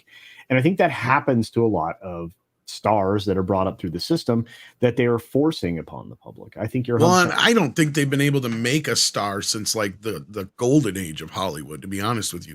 Because like look at the history we've had, is like every time they've tried to force one of these people on us, we get a Jai Courtney, we get a Sam Worthington. I mean, the list goes on. I even brought Brie Larson into that because that's what she was. One of these individuals they were trying to force onto us. Yeah, sorry. But you're right. I mean, and it's one of those situations where you end up with these people exposing who they are. In the old Hollywood, and that's a good point, Tom. In the golden age of Hollywood, these people weren't afforded the opportunity to expose their dirty laundry in public because their publicists kept a tight rein on them. In talk shows, they were really just there to have a couple of laughs with the host, and present a clip. That's when you saw these people. You didn't have but a small cadre of trusted entertainers that were allowed to speak off the cuff. Right? That for the most part, everything was so carefully choreographed out of Hollywood that you were able to actually, create a star. You cannot. To a degree, there were lots of faux pas, and then everyone circled the wagons to prevent the information from getting out. True. Yeah. But now, I mean, thanks to Nikki over at Deadline, right? Things changed. It's a shame she sold her company, or forced out of her company, depending on who you believe. But these were the people that were exposing the crud, and there was crud. There's always been crud in Hollywood. It's just back in the golden age, not so much. I don't know. I do know that people do find Brie appealing. There is a certain segment of people. I mean, I can name a few of them, like Lethal Lightning and Mr. H, over at, Mr. H reviews. And there are a few people that think Brie is something fantastic. So, really? Well, I mean, I think for Mr. H, it's more about her attractiveness. But I think that he's going to want to have words with you next time you come on there. But we shall see. We'll see what happens on Tuesday. But anyway, anybody got anything else to add to this Jonathan Majors mess? No, I think. Yeah, I just want to say I agree with Chris. And it was very eloquent when he was talking about the fact that this is going to cause people to consider Disney's cursed at the moment, or at least the Marvel is. I think you're gonna see a rather quick a march towards a quick resolution here in some form or fashion. But the fact that the DA is pursuing the case still, that seems telling to me. It's a bit alarming. And I think that the quote unquote exculpatory evidence that Major's attorney has been talking about, that's supposed to have been revealed or will be revealed shortly. And I think if the DA is building a case, we're going to have to see. I think any DA right now would probably want to build some kind of a case to distract away from the abject failures they've suffered recently in New York. But that's just me being more cynical. So. Well, if this video exists, where is it? Good Are question. they waiting? What are they waiting for? The quicker this gets resolved, the better. Yeah. So see, that's what makes me worried too. Are they running the video by Disney? Like, what are they doing?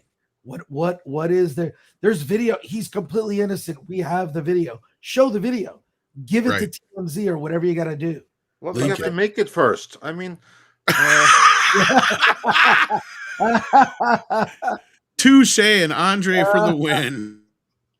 I will say yeah, this. because everybody's all of a sudden recanting their stories. The checks have cleared. So, yes, Andre's right. They I mean, the deep fake is efficient, but it takes time. So like, you gotta give them time. It's like one thing to say we have it, then they got to produce it. That takes a while.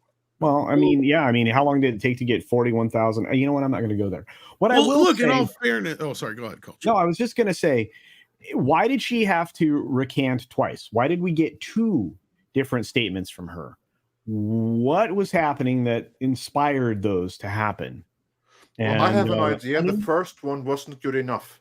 They were like, okay, yeah, that would be my theory. Like, okay, here's my recantment. Oh, that wasn't what was agreed. Okay, here's my revised recantment. Yeah. Maybe. Well, here's the problem with this. The sad part is, I'll admit this. If it wasn't for the Me Too thing, I don't know if I'd be giving this guy the benefit of the doubt so much with all the stories we've gotten before. But what I will say is this much. I think I know the reason why we haven't seen the video, Chris, is that the video will probably show that she was probably just as aggressive as he was, is what I think is going to happen. Right. This is just me speculating here. So I'm not saying he's innocent, but I'm not saying she's as innocent either. Right. I think this is going to be closer to a Johnny Depp Amber Heard situation at the end of the day. Right.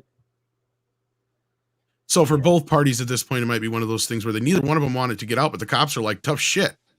Because in these situations, this is what we were discussing last night on, I think it was Culture Stream, and maybe even come up on Valiance, I can't remember, but like, you know, the whole, like if one of these domestic situations happens, somebody's going to jail. Yeah. And they usually press charges regardless if anybody recants or tries to pull charges, because you have so many different things going into this between lawsuits and, you know, how many times has an abused party gone, oh, no, I want to, you know, withdraw my charges and then end up dead, you know? So then, yeah, that's the whole thing, is like, there's a lot of situations where I could see this to where they have to go forward if there's enough to go on. And that's the thing, is there must be something to go on or they wouldn't be going forward with it. That's the thing we have to keep in and we are obviously here. Not making any kind of accusation. No, and that's the thing is, again, like I said, yeah. I want to give him the benefit of the doubt, but I will admit, as I said at the beginning of my statement, that if it wasn't for the Me Too movement, I don't know if I would be so much, but that's just because of all the other things that have come out about him. And I think that says a lot about how powerful the media is and how powerful these things can be when they happen and how fast they can spread like this. And that's why I think the bigger question is, what does Disney do in this situation, even if he is innocent? So, yeah. And in positive news, Jeremy Renner posted a video. He did on Twitter of him on a treadmill, and he looks great. I mean, he looks like he's in, you know, he's physical, you know, training and whatnot. He looks great. People were saying he was going to have one of his legs amputated. He's great. Home now too, I guess. I don't know if you can show the video, but holy cow, he looks awesome. I'll try and grab it here. I lost 6 because of our internet, but we'll see here. But yeah, and then Gwyneth Paltrow took the stand in her case. Yeah, what is that all about? I haven't been keeping up with that. Do you the accident? Oof. Yeah. Gwyneth looks horrible. Speaking of the complete opposite of Renner. Wow.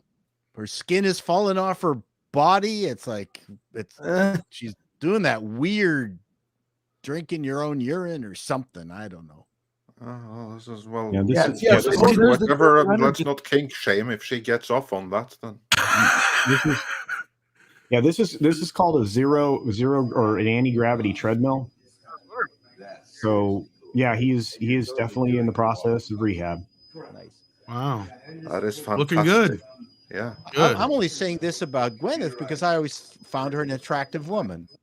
I feel badly. I'm gonna have to take down my Gwyneth Paltrow posters. Oh shit. Well, the whole ski thing, is it because she got hurt or somebody ran into her house? What the hell is the deal here? I didn't keep up with this because I don't give a fuck. But I don't know anything about it. Anybody know what the hell this is all about? I do believe that she ran into a dude. Okay, that's what it was. And injured him severely. And then pretended like nothing happened. Okay. While she was skiing? Interesting. Yes. She weighs $105 though. Yeah. Yeah, but the Bucko 5 coming at you at very fast speed on skis. But I guess, this is just how did she use not and get gross demolished is my emotion. question. Like,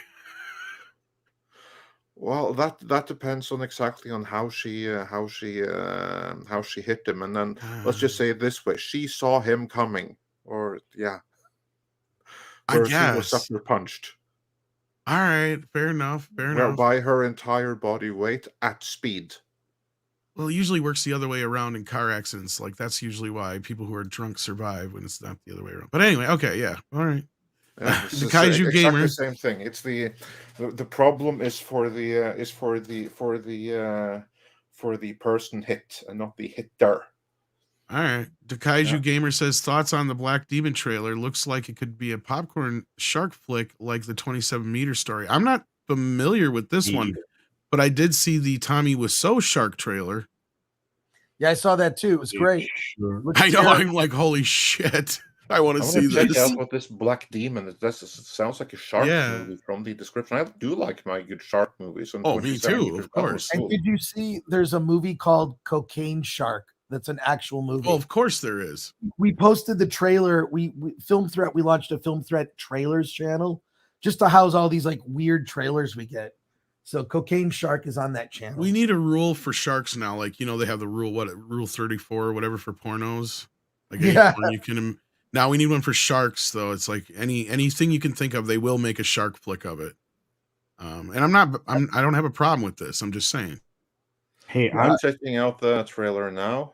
And, it's pretty bad. But there's even there's so many of these shark movies. I keep track of them. There's one called Santa Jaws. Yes. Santa Jaws, which is a Christmas shark movie. There's another one called me and my buddy come up with an idea called Zombie Shark, and they already had one that was too close to it. We're like, fuck. Yeah, there's Jurassic Shark. They made Jurassic Shark 2. I mean, all of these things are, I think it's hilarious. Like, all of them are bad, but the fact that there are so many with so many varied titles is crazy. I mean, Santa Jaws, a shark with a Santa hat on. It's the dumbest thing ever. Poor sharks. I love it. It's one of the more famous ones, yes. Yeah. Anyway, Black Demon looks like just sheer dumb fun. All right, we'll have to check out the trailer here after the show. A strong Mexican component in it. Oh, nice. Speaking of a strong Mexican component, our strong Mexican component is Mexican Iron Man. And he says, I am heartless. I don't care who gets fired at Disney. They are all guilty of aiding and abetting cultural vandalism, destroying all that we love at Star Wars, Marvel, and Fox. Kick them to the curb. Mexican Iron Man has spoken. Yes. And thanks for the support. Indeed, sir. Horseradish Powers have been here for 5 months, and he says, at cinema about to watch Under the Skin. They are doing an A24 festival to celebrate their 10th anniversary. Not seen it before. Looking forward to it. That's a great movie. It's with Scarlett Johansson. Yeah, it's one of those movies that really put A24 on the map. It's extremely atmospheric. If you go into that expecting like a fast-paced Hollywood blockbuster, you ain't gonna get it. But you're gonna get an atmospheric movie, which is truly amazing. And depending on what gets you going, you also get full frontal nudity with Scarlett Johansson. But I was going to say Scarlett Johansson naked. Yes. So Chris recommends? Yeah, I definitely recommend it. I saw it in the theater as well. It's great. It's great. It is fantastic. Recommends. Yeah, it's a truly great movie with or without full frontal Scarlett Johansson nudity. Yeah, but it's a really good movie. Wow. I don't get to use that button enough. We get past it so fast sometimes. X Delta 81 says Disney may probably be trying to price out the family brawls while waiting in line crowd too. Oh shit. Another throwdown at Toontown. That's all we need, right?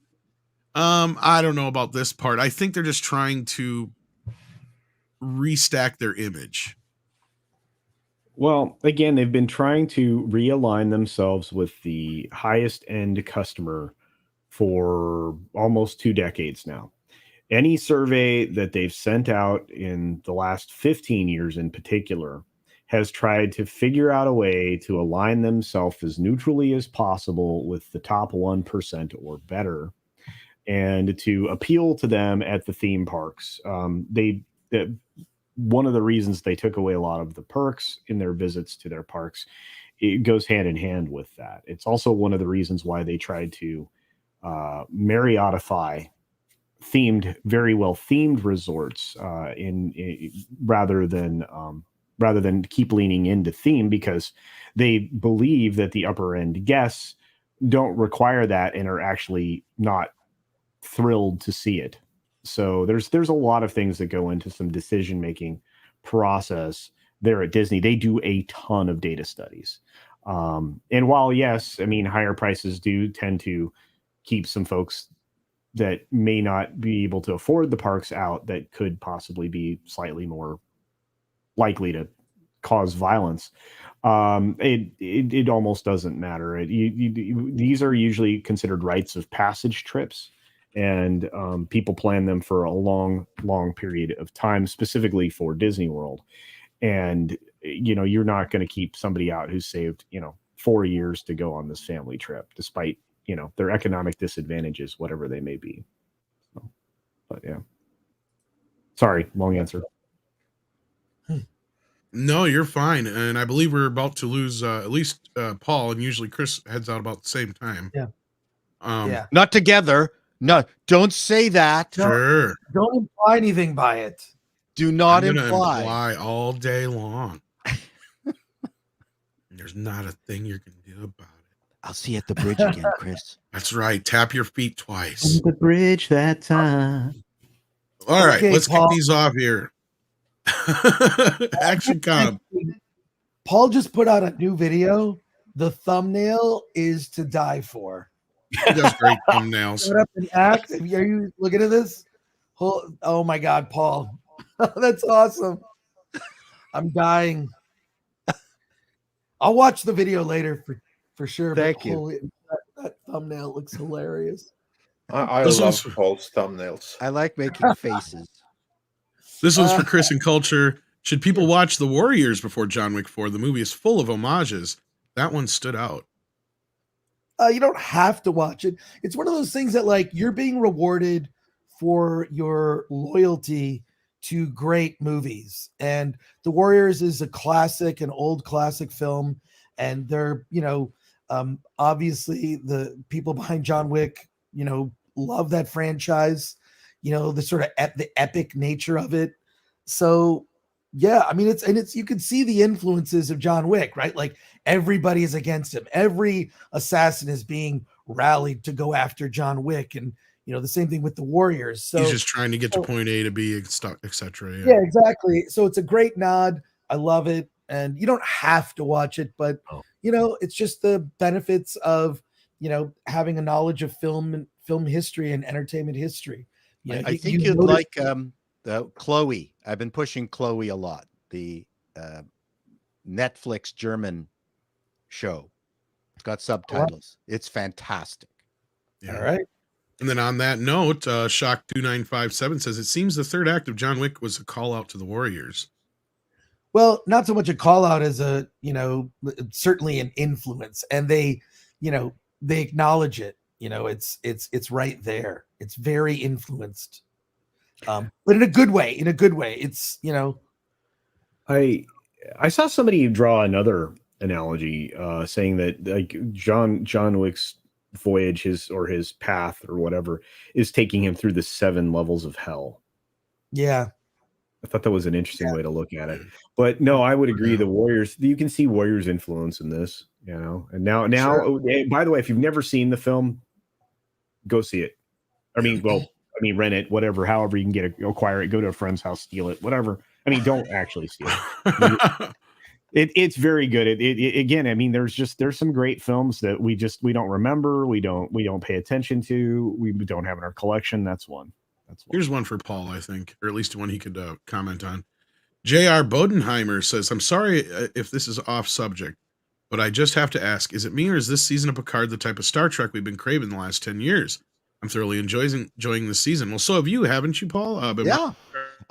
I would say that in many ways it's better than TNG, but it's using the TNG structure and all the backstory that they've created, all the history that they've managed to create in it to create Picard season 3. So I mean, is that the amount of effort one needs to do to actually create a good Star Trek? That's a huge investment. Okay, we're going to make 5 seasons of this other show just to figure out the goddamn thing, and then we're going to do the good stuff. So, weird. It's weird, but you know what? I'm just so glad that Terry had the strength, the wherewithal, and the creativity to mine that vast history between all these individuals to make some very good personal dialogue. So I'm enjoying it. It's not a, put it this way, it's not a template for making shows. Nobody wants to put that kind of effort into any kind of show. Yeah, they will create a Bible that goes back a little ways, and when it comes to a sitcom, generally they just make up shit on the fly, and then the show evolves once the it's not drowning anymore.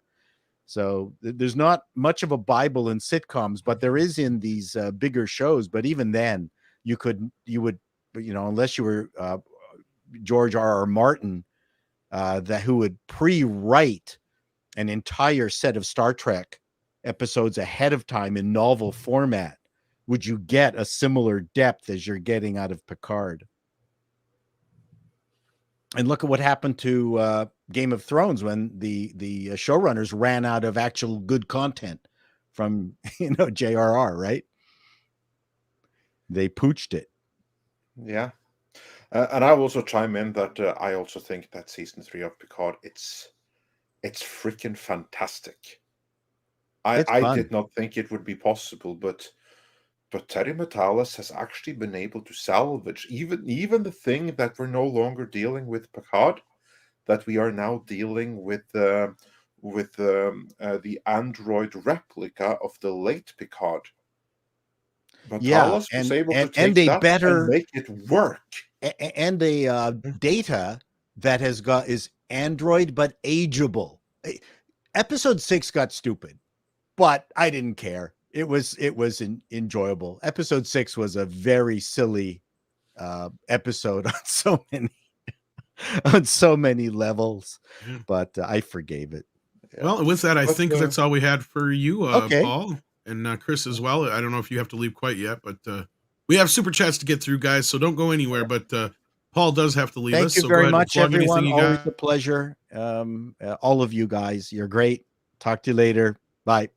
Take care, sir. Yeah. Take care. And Chris, thanks. you have to leave as well. I'm headed out too. I promise next week I'll be in better shape. No worries, brother. I went hard at WonderCon in Anaheim, and I was there for 3 days. As you should. You should. Yeah, it was a lot of fun. It was great seeing a lot of people there. So thanks again for including me in it. Subscribe to Film Threat and subscribe to Film Threat's new trailers channel. Film Threat trailers. We post new trailers every day at noon. Trailers. Yeah, it's new trailers, and it's all like weird indie stuff and stuff you'd never hear about. Some other more mainstream stuff too, but check it out, Film Threat trailers. Take care. Send me the link, and I'll put that in the description next to the Film Threat channel, which is there right now. I got it. Okay, I'll do that. All right, take care, everyone. See you next week. Thanks again. Thanks later. Thanks for joining. Bye. All right, let's get through some of these super chats here. We've got Snakes and Funerals who says, she's not Latina, you bigots. She's a Latinx employee. There you go. And on that note, Stephanie points out 7,000 layoffs at Disney. Yes, we covered that as our top story this morning, Steph. Mexican Iron Man comes in again. It says, F this Latina ex-ho. F her agenda and F her crappy-ass CGI graphics. She sat down my boy Chapek for 45 minutes. Fuck her. Yes, there you go. Yeah, there you go. Much sympathy to find here. I didn't give it with enough oomph as Mikey normally would, but yeah. Yeah, we'll have him come on and do a round about her. That would be fun. Then we got Go Kenji, who sends in that Swiss francs, correct? That is Swiss strong indeed. You're getting good, Tom. I am. Thank you. I find it funny that James Marsden was part in starting the comic book movie era. Yes. And now maybe he was also part of the starting the game movie era. Well, I didn't even think of that. Yeah, that's interesting. Because of Sonic. When you got it, you got it. Yeah, and he got pooched in X-Men, so I guess this is kind of his what's the word I'm looking for? His Rising Phoenix moment to steal another his role in Sonic X-Men was better for him anyway, because he was never a good fit for Cyclops. You ask me. That's what I mean. Yeah, he got done dirty there, and like I said, to steal another reference. Yeah, and in between the two, he was also cucked in Superman Returns. That's true. That. Actually, wouldn't you say it was more like Clark got kind of more cucked in that than he did? Because that was one of the few things I gave the movie praise for. It was like, at least you had a boyfriend / stepdad husband thingy situation where they weren't a villain. Yeah, but I do believe that he actually thought that was his son. Yeah, but I don't know. That was never tangentially clear in the movie. I haven't watched it in a few years either. I'll have to watch it again. We'll get back to that. Yeah, we'll get Speaking back of, before Mike is here, hey Mike. Oh shoot! I was hoping to show up after Culture left. I can go. I'm just kidding. I'm kidding. I love you. So yeah, Mike, how's it going? Are you excited about Victoria Alonso no longer being there? Man, I'm like so excited. I might actually, if I wasn't so busy and I wasn't on Hilton Head, South Carolina, if I were like on the West Coast where Mexicans are everywhere, I'd find a piñata store and make a Victoria Alonso piñata, and I would have a celebration, a piñata party in the backyard. I'm still celebrating. It's a week later, and I love this news. Them boots can get to walking. Huh? I haven't really heard your thoughts about it. Share your feelings. I shared them last week. Didn't you hear? No? Oh, all right. My feelings on Victoria Alonso. Well, she can take her Latinx self. She can take her Latinx boots. She can go back to Argentina, and she can walk right out the door. Now, I don't care if she is fired or not because she's woke. I don't care if she's fired or not because of CGI.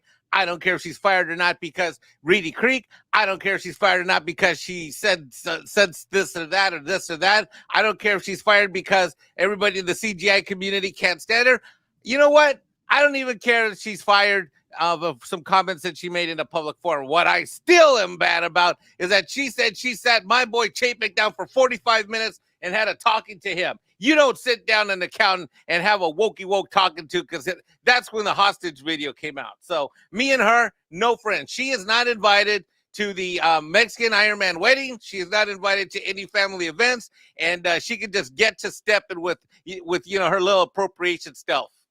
She can go right out the door, Andre, right out the door. And I hope she got fired. California is an at-will employer state. I think she got fired for cause. I think she did not get paid to walk out the door. She got fired, and they found some legal reasons to do it. And I hope she's walking away because she made enough money off of destroying everything that people love in the Marvel Cinematic Universe. Bye, biatch. Bye. And let's not forget that it was under her watch that she made Namor. Andre, you're bringing the trauma back, Andre.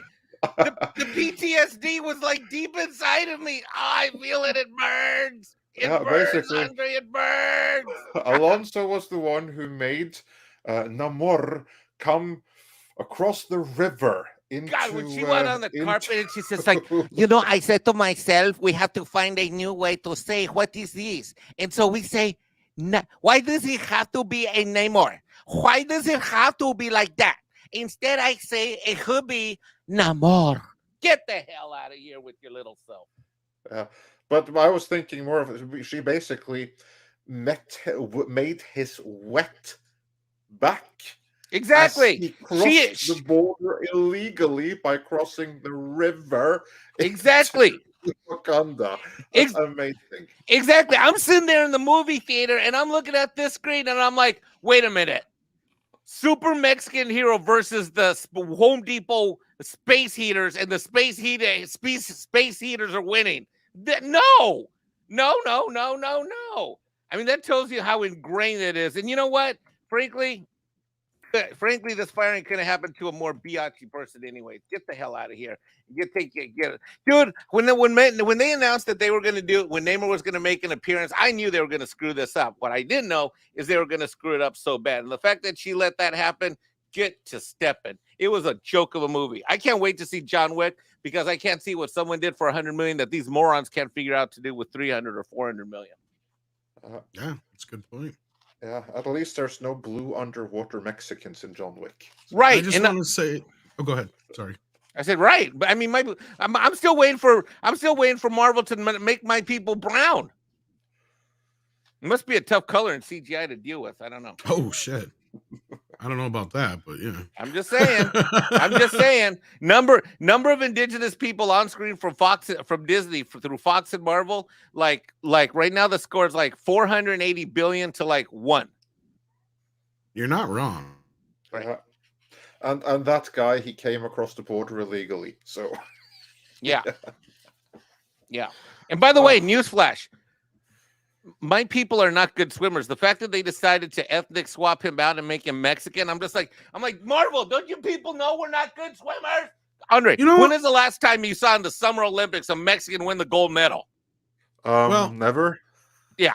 It's funny you mentioned that because she's broadcasting the fact that she's Latina, right? Which is funny. She's not using the Latinx. She's actually Argentinian. And frankly, another reason I can't stand this, and I'm sorry to my international brothers and sisters, if you're watching the show, please exclude, and you're from Argentina, exclude yourself from this. But I have spent the better part of my life watching South Americans in general and Argentinians specifically look down on the rest of us that have more indigenous blood. They look down on us like crazy. Look down on Mexicans, Central Americans, and I'm tired of it. Remind me, what is the Hispanic or Latino or Latina character in the Marvel universe? Which one? What are you talking about? Just name one. I don't know. Exactly. And yet she's toting her culture. I right? don't know.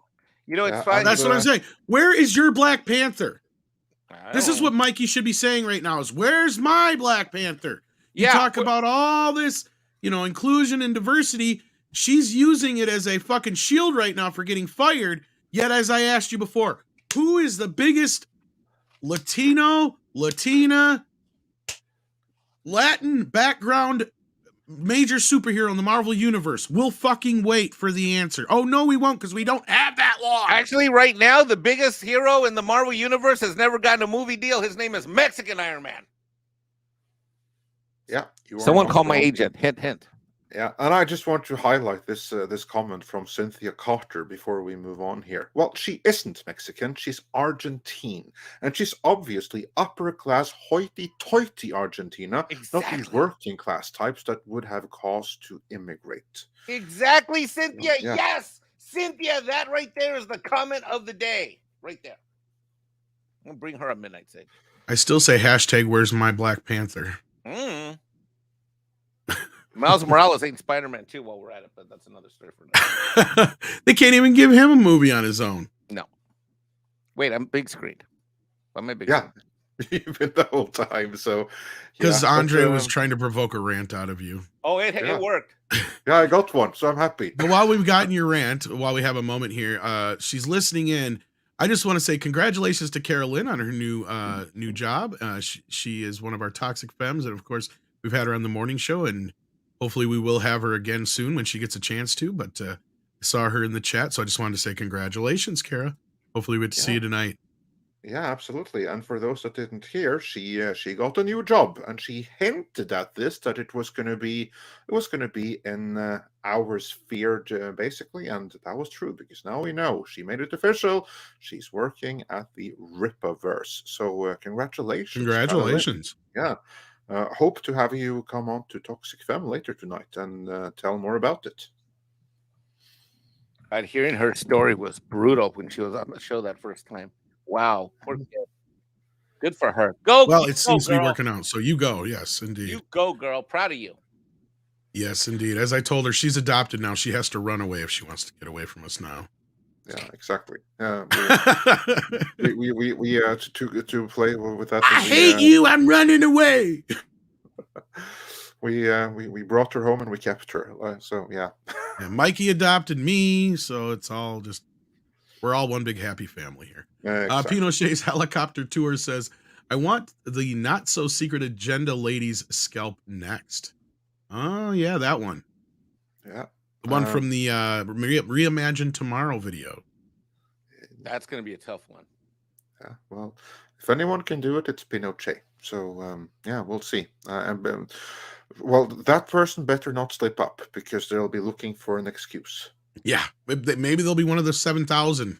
Maybe they're just looking for an because excuse. A lot of those cuts are coming in the DEI arena, and as we're seeing, they're already. This is something we haven't really got a chance to talk to with you, Andre, but we've talked to in a few other places with culture and some stuff. They're moving away from the DEI into the other stuff now. They're getting into DEG or whatever it is, right? On culture. He stepped away. But for those who don't know, that's the environmental stuff. So now they're going after the environmental money. So you know what that does? It just basically proves what we were telling people for years, that they've been just going after these political movements for money. Yeah. Yeah, because you have the ESG, and the S in ESG was DEI. But ever since Vanguard moved away from DEI, then the S in ESG is suddenly less profitable. So maybe now they're going for the E and ESG, which is they already are. It's already in how many movies? Which is still a complete and total scam, but it's slightly less toxic than the S in ESG. Well, how many movies in the last 2 years, Andre, have had environmental messages in them? Well, many of them. I just want to highlight that according to their messaging, we should have been dead many times over the past 30 years, because kind of repeating the same message every 5 years. And if you go and look back on some of the stuff that Al Gore said 15 years ago, it's really not holding up all that well, because we're still here, and the sea level has risen not 1 inch. The beauty of this is, Andre, we get 2012 too. Oh yeah, that'll be fun. See, we get that. I don't mind. Yeah, you're right. Basically, it's the lesser of two evils. We get a bunch of environmental messages in our movies, but we already been here. It was called the 90s. Yeah. And the 2000s. And the 80s. And the 80s a little bit. I remember being fed that propaganda in the 80s. I believed it at the time, but time did not do those predictions any favors. Yeah, well, put it to you this way: somebody said, "Oh yeah, watch," because when we brought this up on, I believe it was one of culture streams or whatever. Somebody said something about the next Ninja Turtle movie will have an environmental message. I'm like, they already did that. It was called Secret of the Ooze.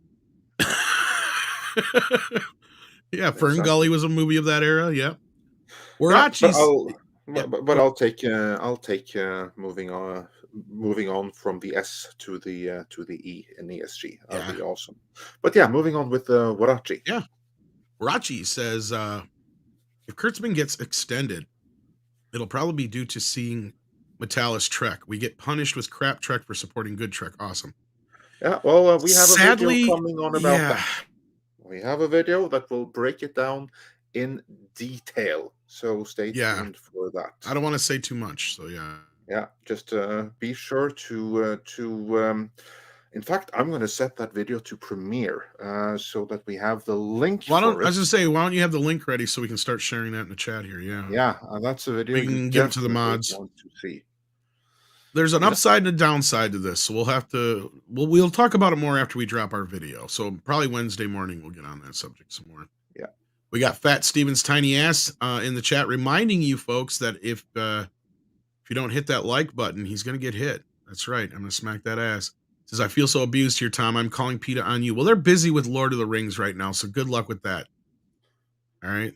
Good luck with that. You will pull this cart and like it, sir. That's right. He knows who he is. Otherwise, it's a whip for you. So that's right. Yeah. That's what you get for a break. No, we would never harm any animals in the making of Midnight's Edge. We're just kidding, of course. Yeah, no. And those there's more hamsters where they came from. Absolutely. That's right. We just need another hamster. The Tweaky Kid's in the house, and he says to do it my Casey Kasem mode. So on with the countdown. All these marble hits keep reaching for the woke with their heads up in the air. That's right.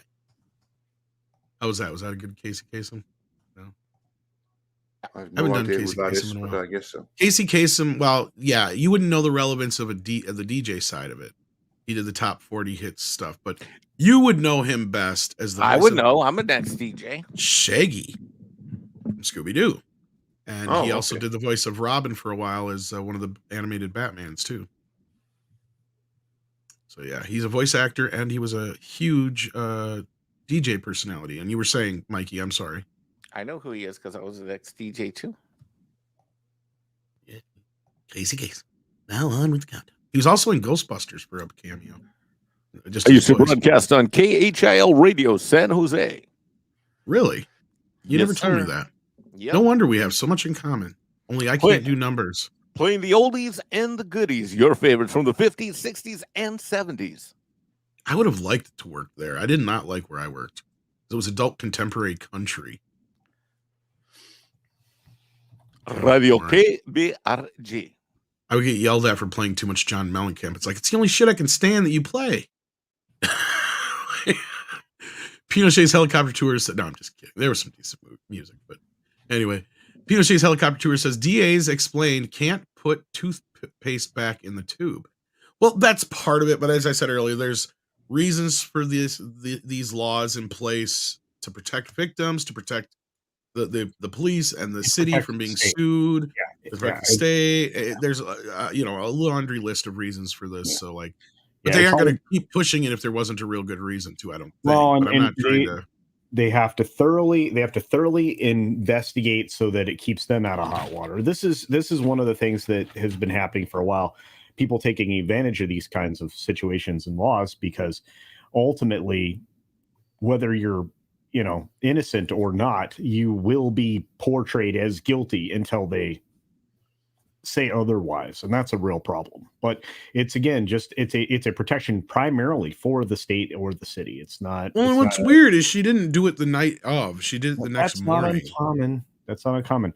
It's people who are affected by other types of unwanted activity that are female that occasionally will happen because of males overly. He's a bad person. Those same things happen where it'll be a day or two later, and that's a problem. It needs to be the crimes need to be reported immediately, but oftentimes, and this to be true, Tom, because we were talking about it last night. You end up with some people that will that won't report it because they're trying to work things out with their better half or their, I guess, lesser half in that case. 911 update from Yellow Flash. Look at I don't know what the source is on this other than Yellow Flash, but he says Majors is the one who called the cops, evidently. So that's not looking good for him either in this case. That's very strange. That reminds me of the story I told last night. Yeah. Well, actually, that's very good for him because it is very not good if he's getting charged. It isn't. Well, let me tell you something from personal that may change things completely. I had a situation in California where I had an ex that went absolutely nuts, so crazy on me, and I called the cops on her, and I got charged with DV because she then, when she had some time, beat herself up with a hanger and said I did it, which I didn't. But because I called the cops and they were able to trace my cell phone and everything like that, I was cleared of everything. It happens that way, bro. It happens. Yeah, absolutely. I can see that. If she went, this could be exactly what the lawyer was talking about. I mean, that doesn't change all the people coming out of the woodwork, but he may not be guilty of this one thing right here. Here, he could be dealing with basically another Amber Heard that went completely nuts, because there are many, many, many, many Amber Heards out there. It's only because of Amber Heard we are more increasingly aware of them. It's not outside the realm of possibility that maybe she went crazy on him and he was just defending himself. Well, 6 can't find a source on it yet, so we'll have to see how that develops. But I'll take Yellow Flash at his word for now, but yeah, well, interesting twist if true. Yeah, no, Yellow Flash. He had an update. I saw it here. Where he saw it from? He saw it. Oh, I didn't see that. Channel 7 News. ABC is his source. Who are they saying though? That's the thing. I guess ABC is owned by Disney for what it's worth, but hey, that is true. But it's the truth. I was just curious. Like, was it like something that was actually confirmed? Yeah. Inspira Paz, if I'm saying that right, sends in $10. Thank you so much. Says, Tom, I hate giving money to Google, but you forced my hand. Oh, I'm so sorry. In blue states, even if its victim recants, it's the duty of the prosecutors to continue the prosecution. Yes, that's kind of what I was trying to say in so many scrambled words. So like, yeah, that's totally what we're getting at here. So I can see that too. And I'm not trying to like be like, oh, whatever. I'm just, this is one of the craziest cases we've ever seen like this all of a sudden now with what's going on with how quickly things are going back and forth with it. But yeah, it'll be interesting to see how the things move forward, if that is actually true as well. Tommy Review says, if they replace Majors, it goes to show they are hypocrites. They could have replaced T'Challa, Steve, Tony, etc. I hope this hurts them in the bank. Yeah, we brought this up too before for other reasons, but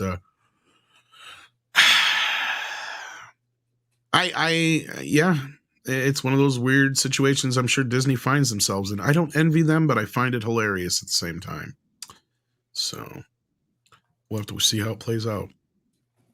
Master Clockwork says, did people forget celebrities tend to be broken, temperamental, attention whores? Rehab's just a timeshare for them. Well, there's that. Yeah, well, but again, we don't know. We don't know because that's what I said before, that the real troubling thing here isn't actually this one thing, because if his lawyer is right, the lawyer was very confident that all charges gonna be dropped. This is all bullshit, and maybe that's true. The big problem here is all the others that came out. That's the challenge for him, not this one case, or possibly this one case. But that can I remind you some other charges that were dropped? Learn it? Did you want to fight? Is that the deal? Whoa, bro. Fight? Just a reminder. Exactly. That's what I mean. Rip Star Trek says, I refuse to look at Nissan cars to buy due to Brie. Well, make sure they know that then. And they may know that. Who knows? But I hear she's in plenty of them, so I don't think so. And then also on the subject of Brie Larson, Midnight Eye says, Brie Larson is perfect Captain Marvel. She is unlikable, unrelatable, insufferable, bland, and self-involved as portrayed in the comics. So yeah, she's just doing the character justice, evidently, at least that version of it. Yeah. Then we got KN Kareen here who says, not true, Andre. The report was the guy ran into her and they both fell. Yes, this was brought to my attention. Oh, okay. Yeah. After the fact too, as well. Oh, well, then I misunderstood. So thanks for the fact check. That's fine. I was the one who asked. So like, yeah, it's my fault. Yeah. Pilgrim Media says, gentlemen, woke really does go broke. LOL. Well, it appears that way. Yeah. Now Hollywood's going after the ESG money instead. Hooligan just remember, with great wokeness comes great brokenness. One of my favorite things. Hooligan S3 sends in $4.99, says, I miss the days when a reformed RDJ had to fight for the role of Tony Stark over fears of bad PR. Well, that comes with a goalpost moving. Like, I mean, he's got a point here. Even if, let's just say for the sake of argument, like we were just saying, like, is he guilty? We don't know yet. But at that time, somebody like RDJ, who had actually had similar situations, even though he wasn't a violent person, had got himself into some hot water and he had to fight tooth and nail to get his career back. So, yeah. Pinochet's helicopter tour says Major's debacle is also Alonso's last militant sabotage. I don't know about that.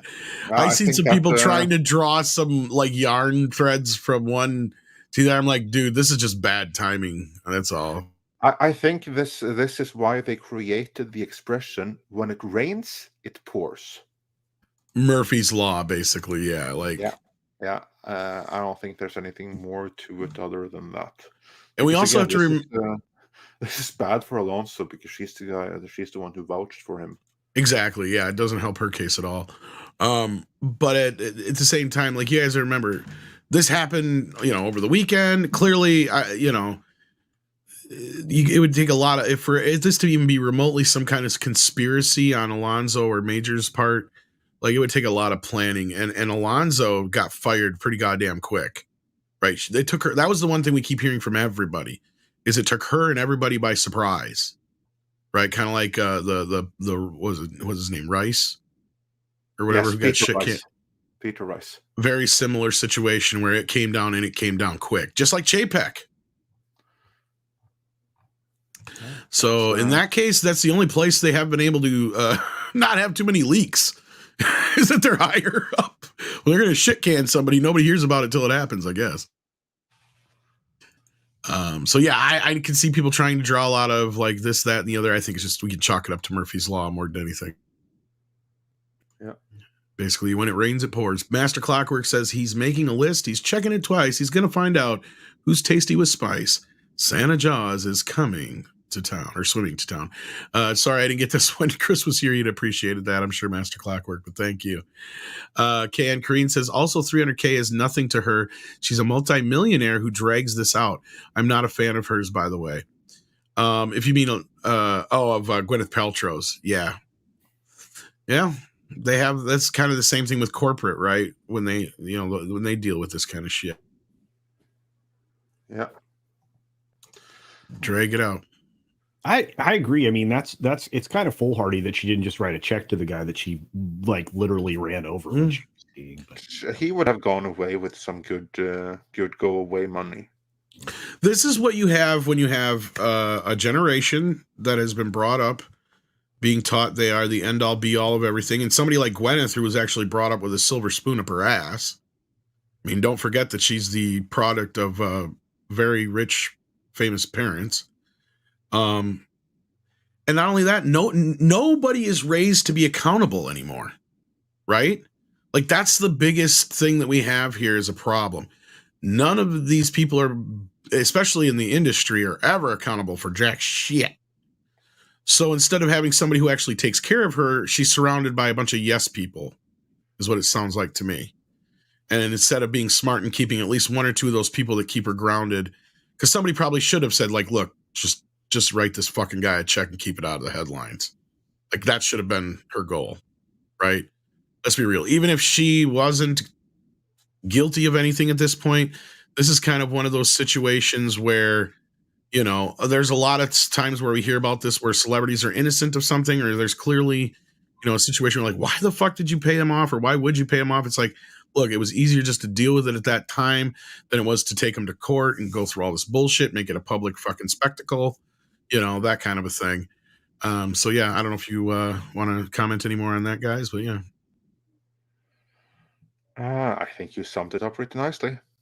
All right. Mecha J says, I hope there's an animated John Wick series in the future. That would be awesome if it could happen. Oh, I could see like an anime inspired kind of John Wick series for sure. Yeah. I'm sure Lionsgate's going to look to milk this for all it's worth, kids, because it's all they got. Other than the Hunger Games, I think that's the only other big franchise they got in the works. If they still have the rights to that, if I remember right. Anthony says, there's coming another one. But yeah. So I didn't know if they were still a part of that, but yeah. Anthony sends in 100 Danish krona and says, greetings from Denmark, Andre. I laughed when you said recently, I paid with the white of my eyes. You might want to explain that Scandinavian expression to the Yanks. I think I understand it, but please do. Yeah, all right. Yeah, and I don't recall exactly what it was I said when I used it, but obviously it was about something really, really expensive, because the white of your eyes is literally just that. It's like you have the pupil and like the color rings and stuff like that, and the rest of your eye is white, right? So the expression, this is in all of Scandinavia, something is really, really, really expensive. When you say that, you pay the white out of your eyes. And kind of it's like arm and a leg here, yeah. Yeah, exactly, kind of that. It's our version of paid an arm and a leg. We just pay part of our eyes, which makes sense. Yeah. So yeah, it's fun with expressions like that I think about because I think in Norwegian and then suddenly they come out in English. Always good times. Yeah, it actually. Oh, go ahead, Cole. No, I was just going to say you guys have very interesting idioms. Yeah, you've heard a few of them by now, so yeah. Well, and the fact that it didn't come out sounding like a souffle also works too, because like at some points you're like, okay, that didn't make no sense. That is always the risk. Wift sends in another Canadian 550 and says, are we sure that it's Jonathan Major's girlfriend and not maybe a lady of the evening?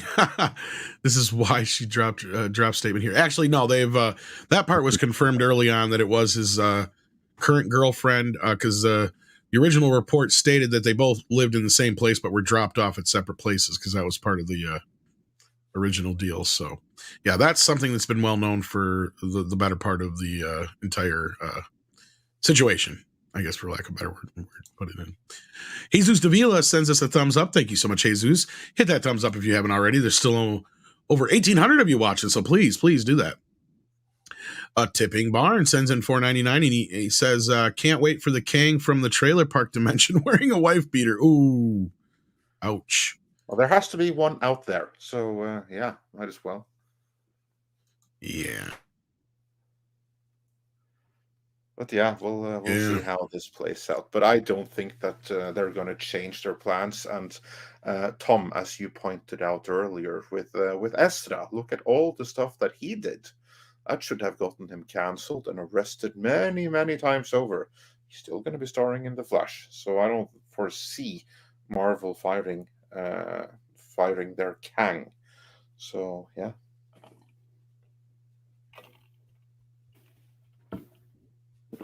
Sorry, I was chewing on my lunch.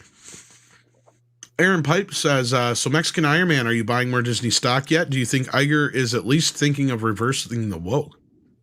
Nope, I ain't buying any more Disney stock. Nope. Yeah, there you go.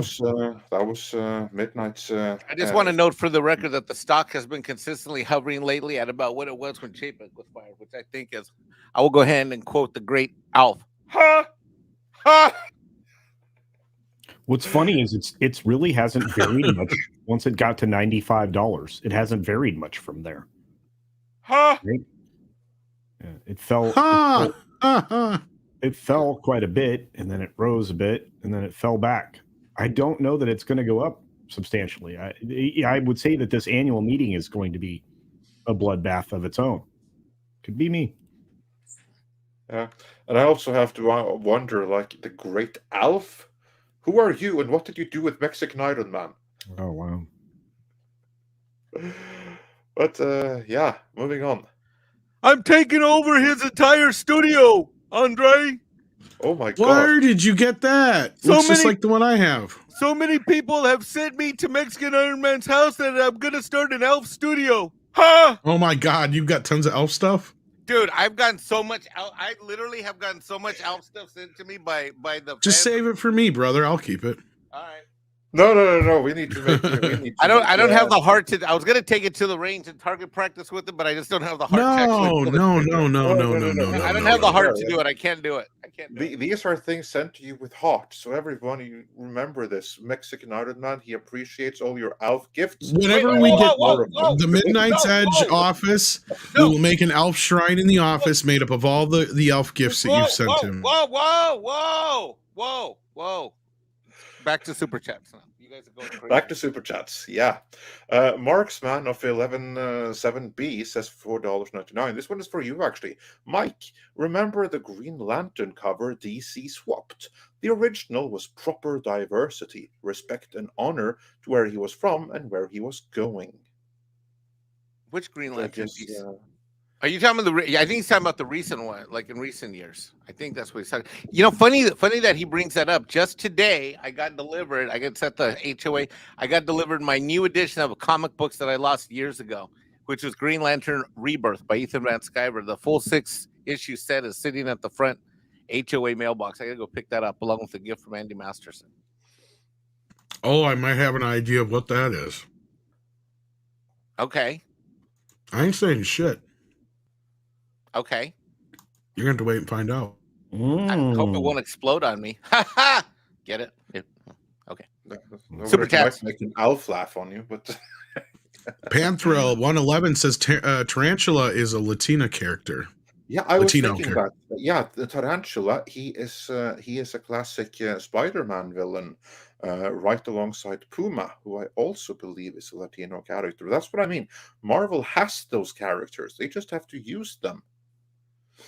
And ideally, And instead of using Namor as a hero in his own movie, Namor, Namor, the boy without love. Get it right. Namor. Something like that. Namor. All right. Wow. I think they removed some of the horse from the film. I just fixed it. Just shut up. Wow. I made it better. Matthias Fredrickson says, I keep bumping into the director Morbius on the street where I live in Stockholm, and I'm so tempted to run and tell him that Tom at Midnight's Edge loves it. Please do. Please. Yeah, actually, do tell him that that not only did we both enjoy his movie, I thought it was fun too. If you see him, let him know that there's a channel of more than 200,000 that would love to talk with him. Tell him we think Morbius is glorious. Yeah, I finally saw it, and I agree with you. It is a really fun movie. It's fun, isn't it? I thought I was gonna hate it, but you shouldn't like it. It's like a good, let me take that back. It's like a crappy pizza that is so good. Good. Right? But you can't stop eating it. You're just like, oh my God, I know I shouldn't eat this because I'm going to regret it later, but it tastes so good, but it's like, it's not really good for me. It's like, yeah. I like it. Yeah, it's pure, it's basically fast food in a movie. It's just, yeah. John Thomas says, no environmental stuff is even more insidious. It will be used to control our lives. No gas supplies, no cars, total reliance on government. Yeah, like on the grander scale, yes, you're right. But on the scale of movies having any effect on it, like I said before, we've been there, man. It's but not that is new. that is kind of my worry. If every single movie is the day after tomorrow with the message you need to give up everything to avoid this, then that'll get a little weirder. Yeah. But so far they've subtly mixed it in with certain movies. Then you got movies like Avatar, which wear it right on its surface, right? Yeah. But I mean, if you have a lot of superhero movies coming out where, it's like some world-ending thing and it's tied into something that, like pollution or something like that, who cares? Right? Like that's the whales, like in Star Trek. That was good. Exactly. Something like that to where it's like, fine, I can deal with that. Like, to me, that's the lesser of two evils. But I'm not saying you're wrong, John Thomas. I totally understand.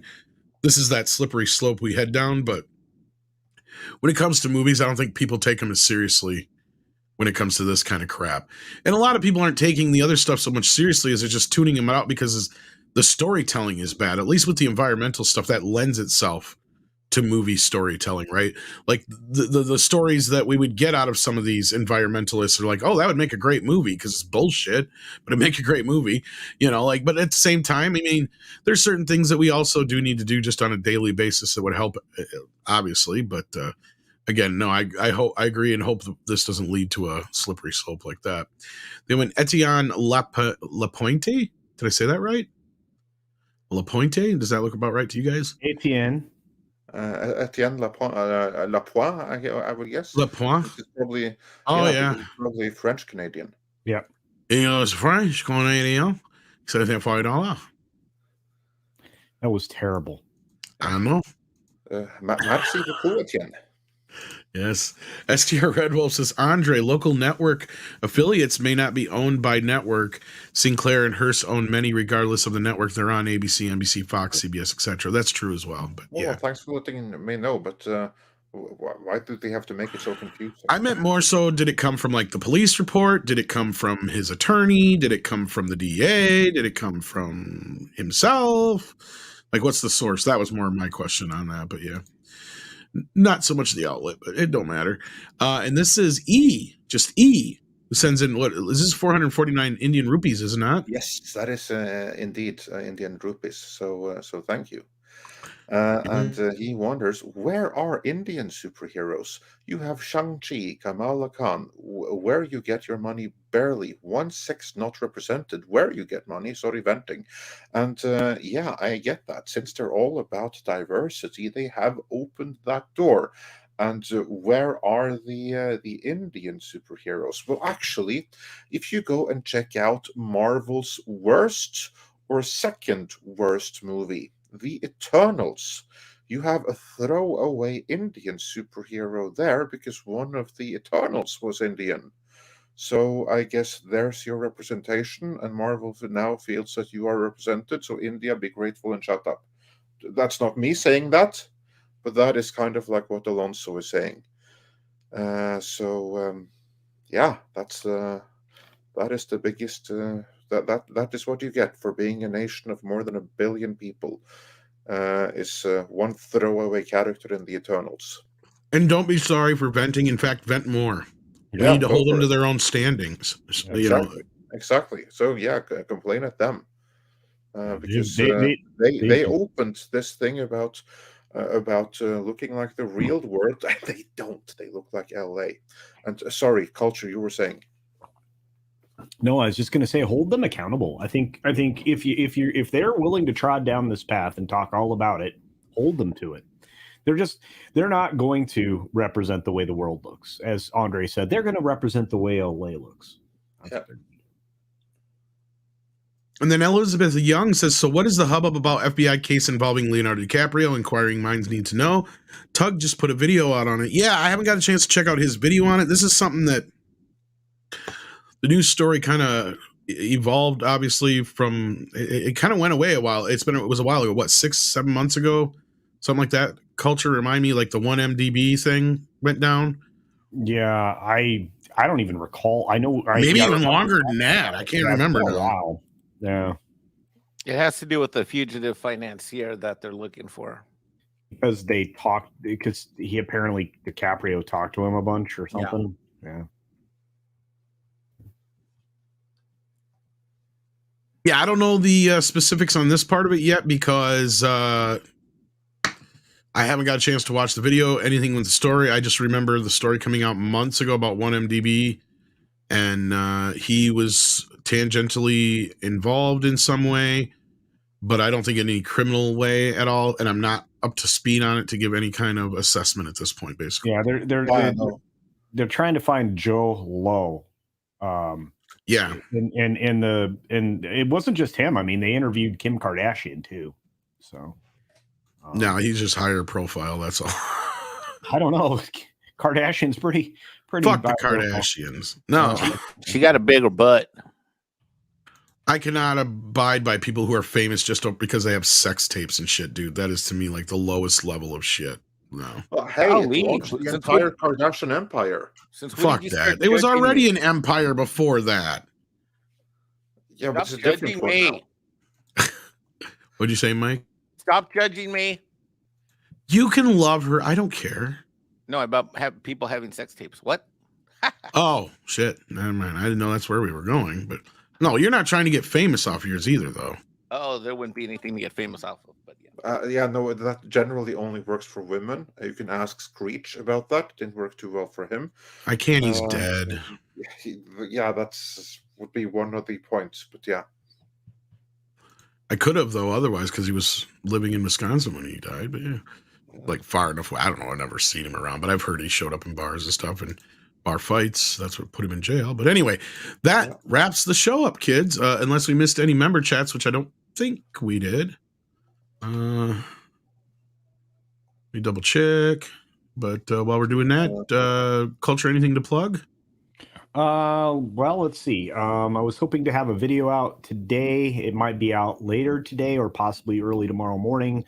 We of course have my daily weekday show, the 6-minute daily, and I'm doing a lot more stuff on Rumble, including simulcasting. Oh, we missed a pooper sticker from Mr. Buttcrack. Evidently, I'm sorry about that. Oh, Mr. Buttcrack beat it. Awesome. I didn't see it. No, I beyond that, I know that there is a video coming. Oh, here it I'm is. going to go watch very soon. Sorry about that, Mr. Buttcrack. It was when I was getting the other stuff done. Hopefully we didn't miss any more. I'll double check here. So we did have one more come in the meantime. If you want to grab that one, Andre, while I'm looking. Yeah, sure. Kareem, but I think says, we're good. We're good. They investigate Kim K2. The guy gave Leo cash. Oh, okay. Yeah, we have to read up on this because I only know what you guys are telling us. I have no idea what the ins and outs are. But we will have to see. And Mags says the panel and the mods crushed it. Yeah, indeed, absolutely. The mods Thank you. Amazing here, including Mags. So thank you all, especially thanks to Six, who's been helping out so much behind the scenes, Natasha, and everyone else. So that is awesome. And do we have a link for our video? Yeah, Culture, you just said it there. I did put a link. I'm going to put it one more time here because, yeah, we do have a video coming breaking down the latest news of Star Trek, and hopefully it's not going to be announced before the video drops, but here it is. We are dropping it in a little more than an hour so that the algorithm won't drown it out because it's too close to a live stream. So just go into that link right there. There's the video, and make sure to be back in 1 hour as we break down exactly what is going on with Star Trek, how things have changed in just the last few days, allegedly, because we have this from sources. We cannot yet definitively say what's going on, but we do have some fairly good indications, and we even may know how long Kurtzman maybe have been extended for, and you're not gonna like it, but yeah, it's what it is. So be sure to come back for that video. And then we got one more super chat here from Mags, who sent us another $5 saying, Six deserves a major and separate shout out. Yes, indeed. Six is our hero behind the scenes here. She does amazing. And of course, check back for Toxic Femininity later tonight, which I believe Kata will be on. I haven't been able to check exactly who else will be on there. Hopefully Max will be there. So yeah, check back for Toxic Femininity, and also absolutely check out our video to come. Now, Culture, was there anything in particular you wanted to plug on the way out? No, I already did it. I wanted to plug the video that's about to drop in less than an hour. I can't wait to watch it. And also, like I said, just the regular shows. You guys are amazing. Thanks for support everywhere, including all the likes we're going to get right now. So thank you. Yeah. And so, DWD, thank you. DWD Amateur, I should say. Thank you for becoming a member. And I do have an update. Yellow Flash sent me the story in the background. And yes, it came from the police report. Oh, wow. Majors had called 911 himself. Wow. But she also did too. So it sounds like the next day went to the police station. So anyway, that's that case. I just wanted to. That is very good news for him. That means that his lawyer may have a point, and that this thing is going to go away. But then they're still left with the problem of every one of the people that came out against him in New York. That's the real issue here to me. To me, that's the bigger story. And not this one thing, which may be just another Amber Heard. So yeah, we'll see how that goes. And with that, video in an hour. Do not miss it. Please grab the link you see on screen right now. Help share it far and wide so we get that message out. And with that, it is time for some koalas in the rain.